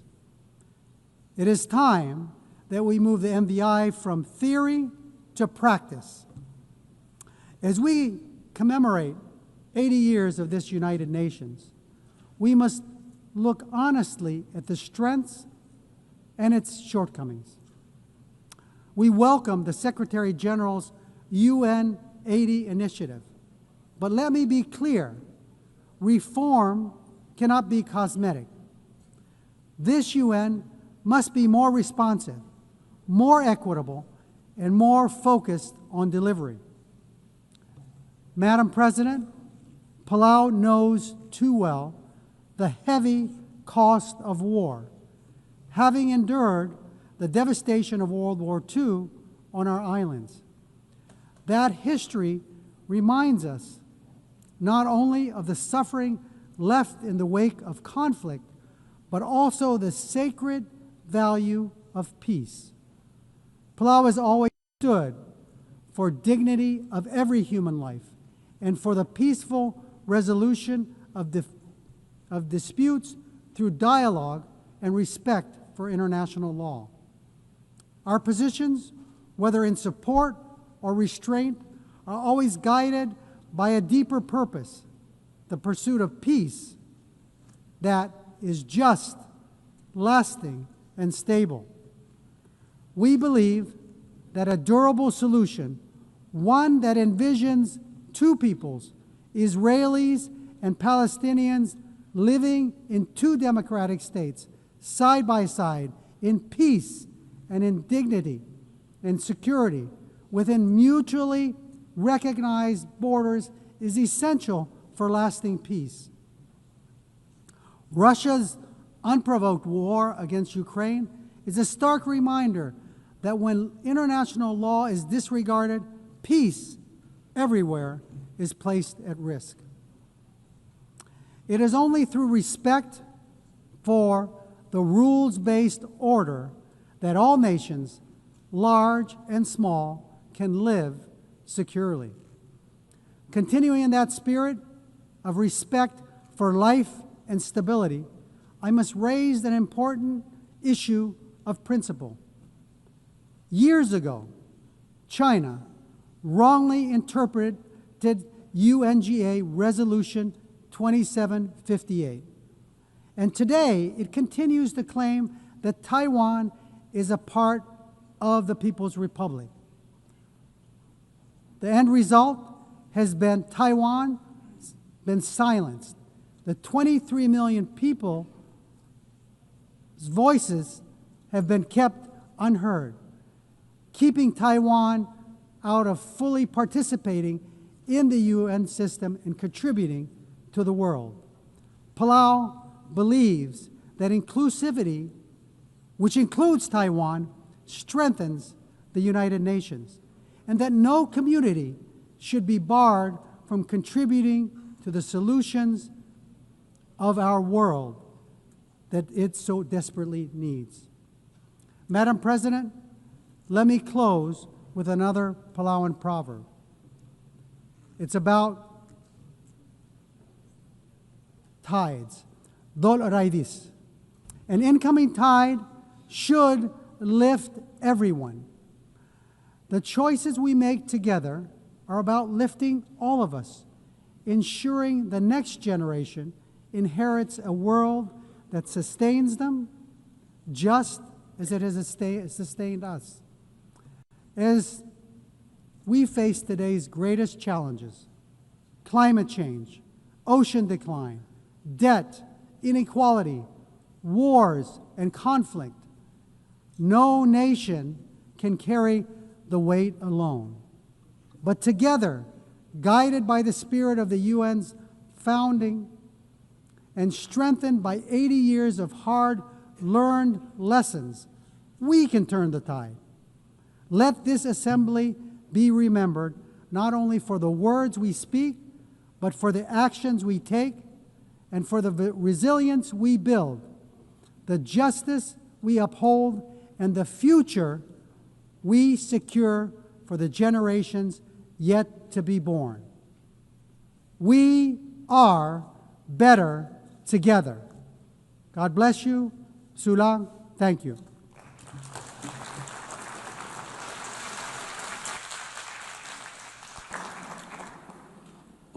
On behalf of the Assembly, I wish to thank the President of the Republic of Palau. The Assembly will hear an address by His Excellency Ilhamu Haydar Ogolo Aliu, President of the Republic of Azerbaijan. I request protocol to escort His Excellency and invite him to address the Assembly.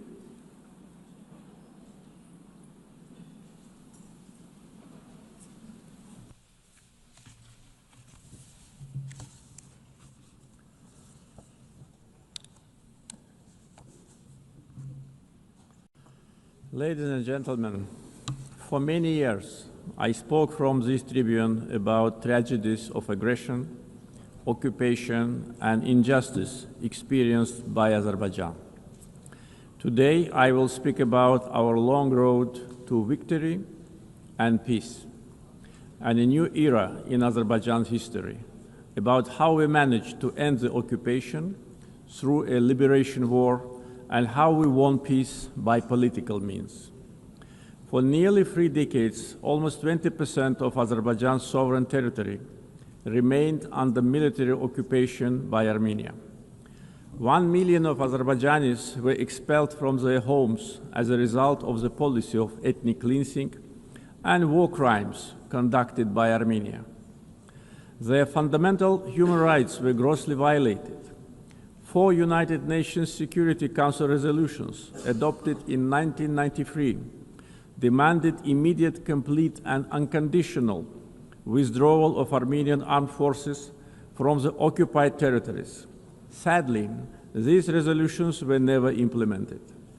Armenia demonstratively ignored them because no sanctions were imposed on it by the international community. The OSCE Minsk Group, established in 1992 to facilitate a settlement, has failed in its mission. Instead of enforcing the norms and principles of international law, its co-chairs sought to preserve the status quo and keep the conflict frozen. In 2020, after almost 30 years of ineffective negotiations, Azerbaijan was forced to exercise its legitimate right to self-defense under Article 51 of the UN Charter. During the war, Armenia shelled our towns and cities with ballistic missiles and cluster munitions, killing more than 100 of innocent civilians. Azerbaijan, in its turn, conducted the war in strict compliance with international humanitarian law. We ensured protection of civilians and refrained from targeting non-military infrastructure.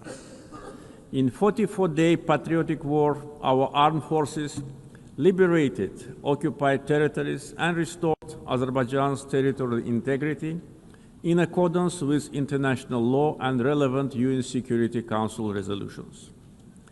The 10 November 2020 marked the capitulation of Armenia and restoration of Azerbaijan's territorial integrity after nearly 30 years of occupation. Right after our victorious war, Azerbaijan declared its readiness to open a new page in relations with Armenia, based on mutual recognition of territorial integrity and sovereignty. We proposed 5 basic principles rooted in international law. We tabled the proposal for a peace treaty. Then we initiated a negotiation process on its draft text, which lasted from October 2022 to summer 2025.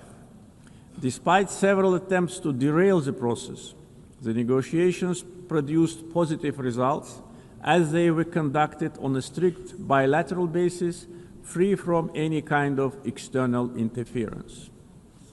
On August 8 this year, the foreign ministers of Azerbaijan and Armenia in Washington, in the White House, in presence of the leaders of the United States, Azerbaijan, and Armenia, initialed the text of peace agreement. The same day, the President of Azerbaijan and the Prime Minister of Armenia signed the joint declaration. President of the United States, Donald Trump, also signed it as a witness. Moreover, Azerbaijan and Armenia jointly appealed for the closure of the OSCE Minsk Group and related structures as an obsolete mechanism no longer relevant to the peace process. Accordingly, on 1 September, the OSCE adopted a decision to permanently close these structures. Regional connectivity has been at the core of our vision for lasting peace. Another key outcome of the Washington summit is the Trump Route for International Peace and Prosperity, TRIP, which will ensure unimpeded access through the Zangezur corridor and foster regional connectivity. The recent Washington summit has also signaled a new phase in Azerbaijan-US relationship. Together with President Trump, we signed the Memorandum of Understanding between the two governments regarding the establishment of a strategic working group to develop a charter on strategic partnership between Azerbaijan and the United States. It opens new horizons for partnership in political, economic, energy, regional connectivity, defense, security, and other fields. The waiver by President Trump of the sanctions imposed on Azerbaijan in 1992 in the form of the Section 907 of the Freedom Support Act is a historic step as well. The permanent removal of Section 907 by the US Congress would eliminate a legacy of double standards and help strengthen trust and cooperation at a time when Azerbaijan is contributing to global security and stability. Overall, the agreements reached during my August visit to the United States carry historic significance.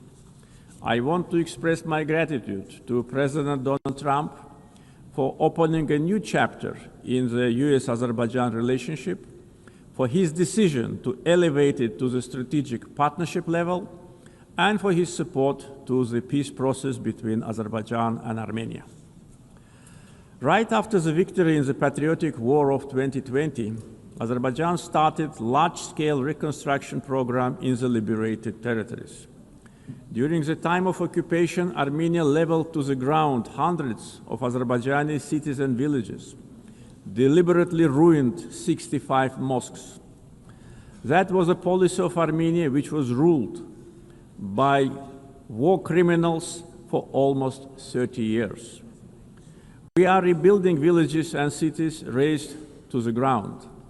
Under the Great Return Program, already more than 50,000 people live, work, and study in the liberated territories.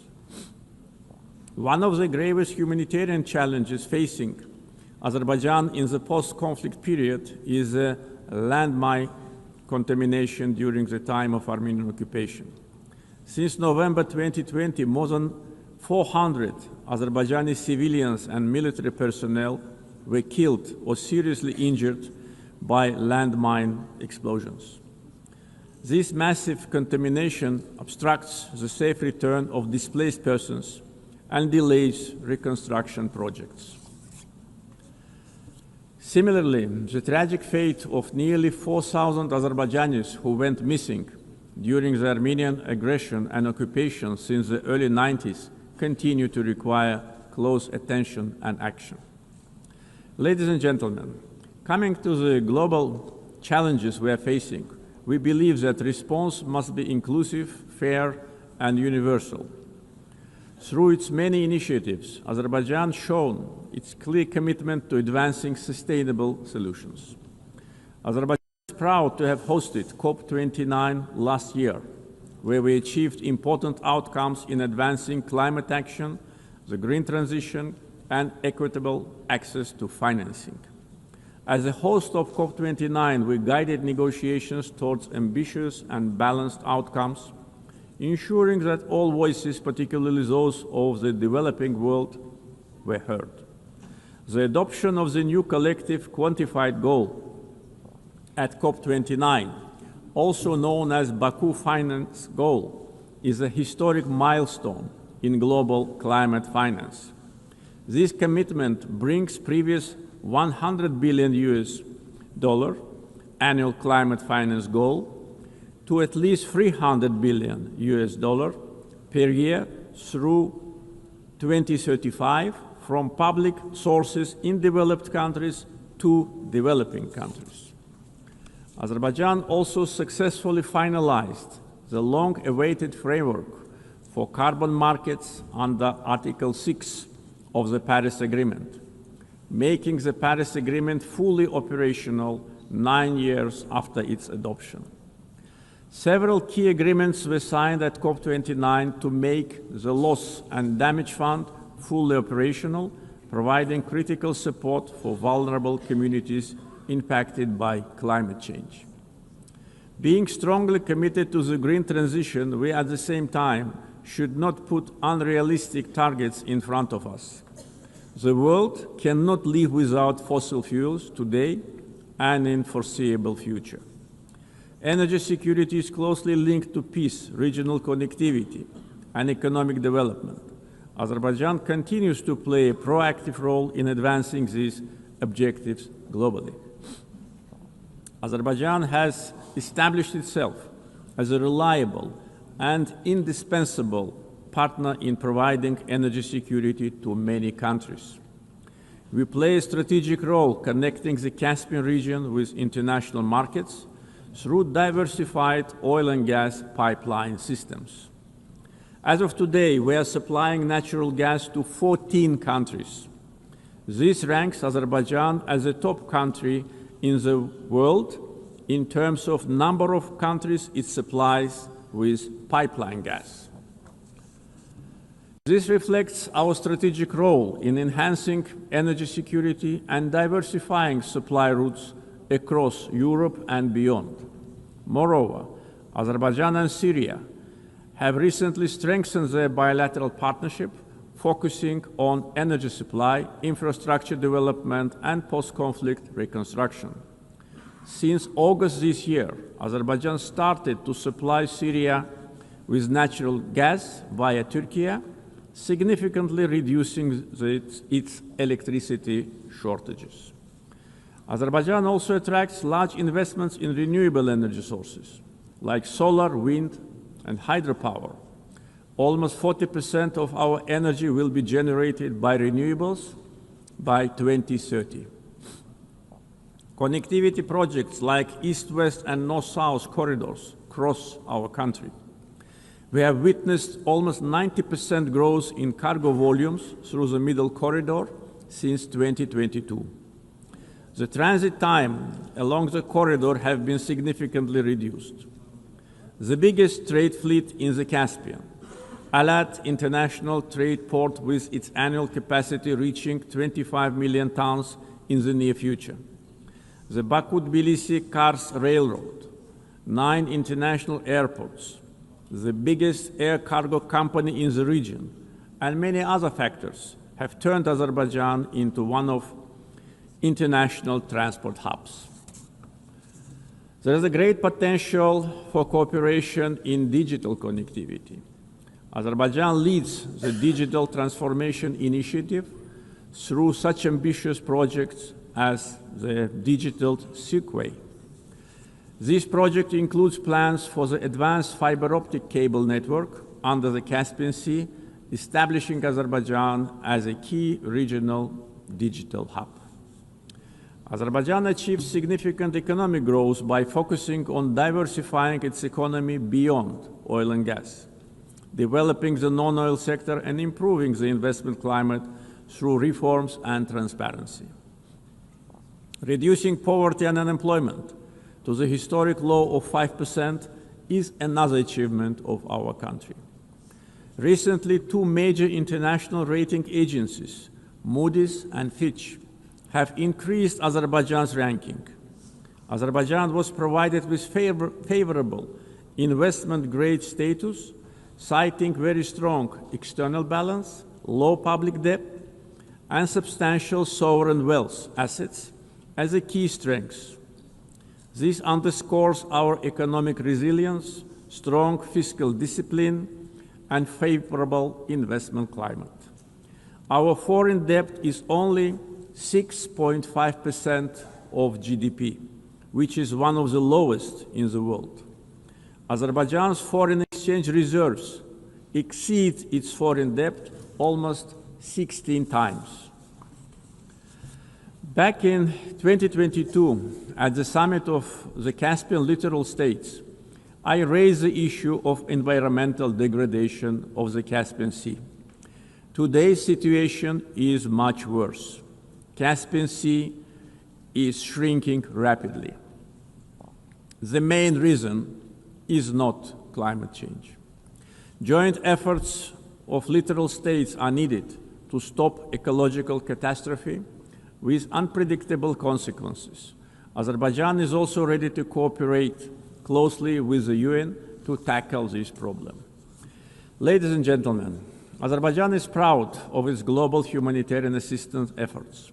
We are providing aid to countries affected by natural disasters, conflicts, and public health emergencies. Azerbaijan contributed to the COVID-19 response, donating financing, protective equipment, medical devices, and vaccines to more than 80 countries in need. Azerbaijan has entered a new era. We won both war and peace. We ended the occupation and started reconstruction. Justice has triumphed. Sovereignty has been consolidated, and peace is de facto reached. We stand prepared to share our positive experience. The achievements of the recent years are not only a victory and success of Azerbaijan, they are also a demonstration that international law must ultimately prevail. Our vision is clear: peace and development based upon international law, non-interference in internal affairs of states, mutual respect and cooperation. Let us together build a world without double standards, where justice is not selective, the rule of law is respected, and peace is achieved not through words alone, but through actions. Thank you.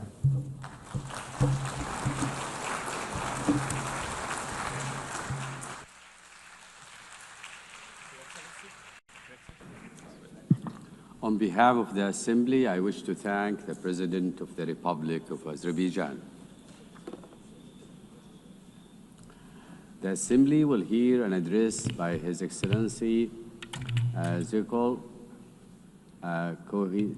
Kohesic, Chairman of the Presidency of Bosnia and Herzegovina. I request protocol to escort His Excellency and invite him to address the Assembly.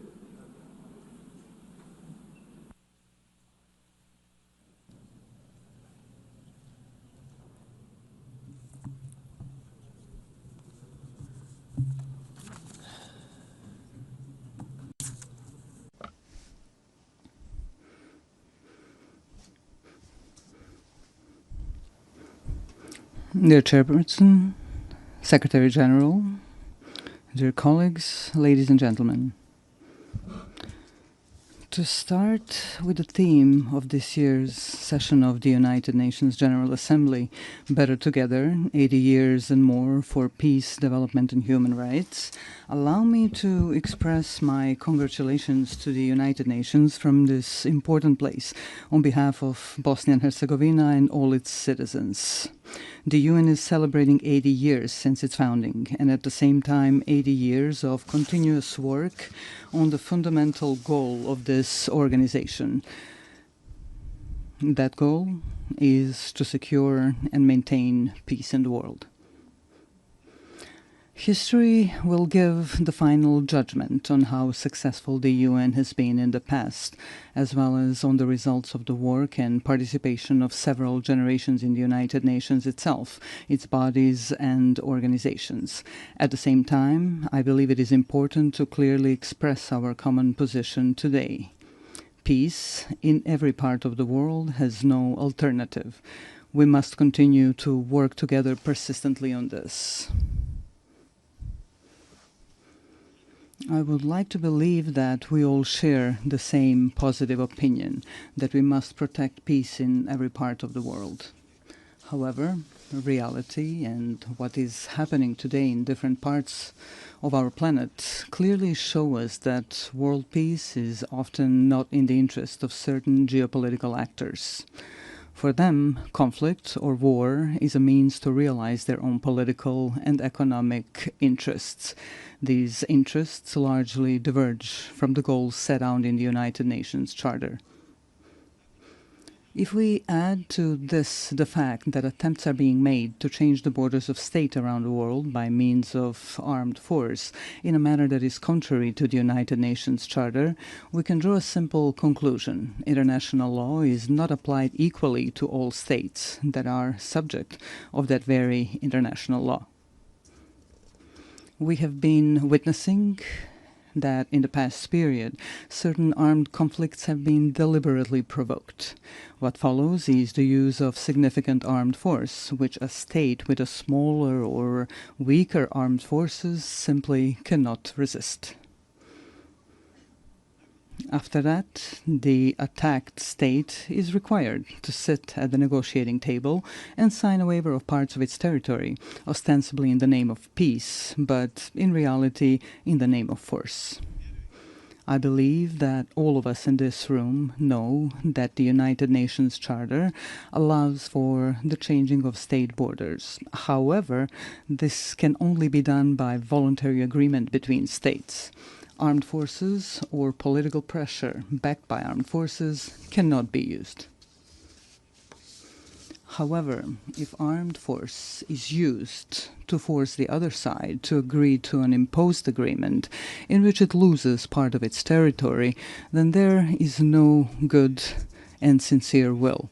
Only coercion is present, which is contrary to several acts of international law. In this particular case, I'm speaking of Ukraine and the pressures it is under as a sovereign state. These pressures require Ukraine to give up parts of its territory in order to achieve a supposedly lasting and sustainable peace. Are we, in this particular case, participants in a change in the world order? In such an order, peace is not set as the ultimate goal. On the contrary, war and armed force appear as a legitimate means to achieve the political goals of major geopolitical actors. Changing international borders through the use of armed force creates political pressure to force a state to give up parts of its territory. This creates a dangerous precedent in international law, which can easily become the rule. Ultimately, it means living in an unstable world in which peace no longer has value. This is certainly not the desired outcome. Such a thing cannot be justified by any provision of the United Nations Charter or other acts of international law. Today, we have an equally unwanted situation in the Gaza Strip. There, such violence is perpetrated against the local population, which in its form indicates the existence of several elements of genocide, as established in the Convention on the Prevention and Punishment of the Crime of Genocide. Let us recall, in addition to the fact that genocide represents the physical liquidation or removal of a national, ethnic, racial, or religious group from a certain territory, it can also be committed in the event that such difficult living conditions are consciously imposed on that same national, ethnic, racial, or religious group that threaten to ultimately destroy that group completely in a certain territory. Ultimately, such an aggressive genocidal approach is used as a means to forcibly occupy and take over territory. Under international law, these territories cannot belong to those who initiate and produce aggression. However, this is exactly what is happening in the Gaza Strip today. In Gaza, the people of Palestine face these two elements of genocide prescribed by the aforementioned Convention on the Prevention and Punishment of Genocide. A part of the world's political public closes its eyes and keeps silent about this extremely terrible fact. And there is no political interest or even economic interest motivated by the intention to exploit natural resources such as oil or natural gas in that part of the Mediterranean, which could justify such a high level of genocidal violence against the local Palestinian population. Such violence is unjustified and unacceptable. Equally unacceptable is the silence and occasional approval that comes from various political circles around the world. What kind of peace, development, or protection of human rights can we even talk about if this kind of violence is allowed? Violence with forms of genocide against the Palestinian people. Does something like that mean that the political interests of individual countries or the interests of corporate capital are stronger and more important than our common obligation to protect peace in every part of the world and the human rights of every individual in the world? This obligation is a prerequisite for the development and self-sustainability of various societies. This is a major challenge that we are facing today, and we cannot run away from that challenge. We must not continuously silence this interest for the sake of some higher opportunistic interests. Let us just remember the phrase, silence is actually an expression of either cowardice or approval of cowardice. Dear sir, allow me to briefly say something about my country, Bosnia and Herzegovina. A little more than 30 years ago, Bosnia and Herzegovina was faced with aggression coming from neighboring countries. At that time, the United Nations formed a peacekeeping military force called UNPROFOR, with the participation of countries that expressed interest in such endeavor. The role of UNPROFOR was such that they were, to a large extent, mere observers of a series of war crimes, ethnic cleansing, and ultimately genocide committed by the aggressors of Bosnia and Herzegovina. Of course, there were also positive examples of UNPROFOR's activities, which should certainly not be forgotten, and we are sincerely grateful for that. Unfortunately, a stain remains on that United Nations mission. Certain UNPROFOR commanders did not want to activate airstrikes in order to prevent ethnic cleansing, especially the genocide committed in Srebrenica in July 1995. Unfortunately, genocide was committed in Srebrenica. Hundreds of thousands of citizens throughout Bosnia and Herzegovina lost their lives during the aggression. Many more were injured, and more than 1 million citizens of Bosnia and Herzegovina were displaced around the world. I would like to briefly remind you that the International Criminal Court in The Hague, established by these very United Nations, has found the guilt of several individuals for committing genocide, as well as the existence of a series of joint criminal endeavors. They all had the same goal, ethnic cleansing, with the creation of ethnically pure parts of the territory in Bosnia and Herzegovina, in order to separate these parts from Bosnia and Herzegovina and annex them to neighboring states. A little over a year ago, here at the United Nations, we worked together on the adoption of the resolution on the genocide committed in Srebrenica.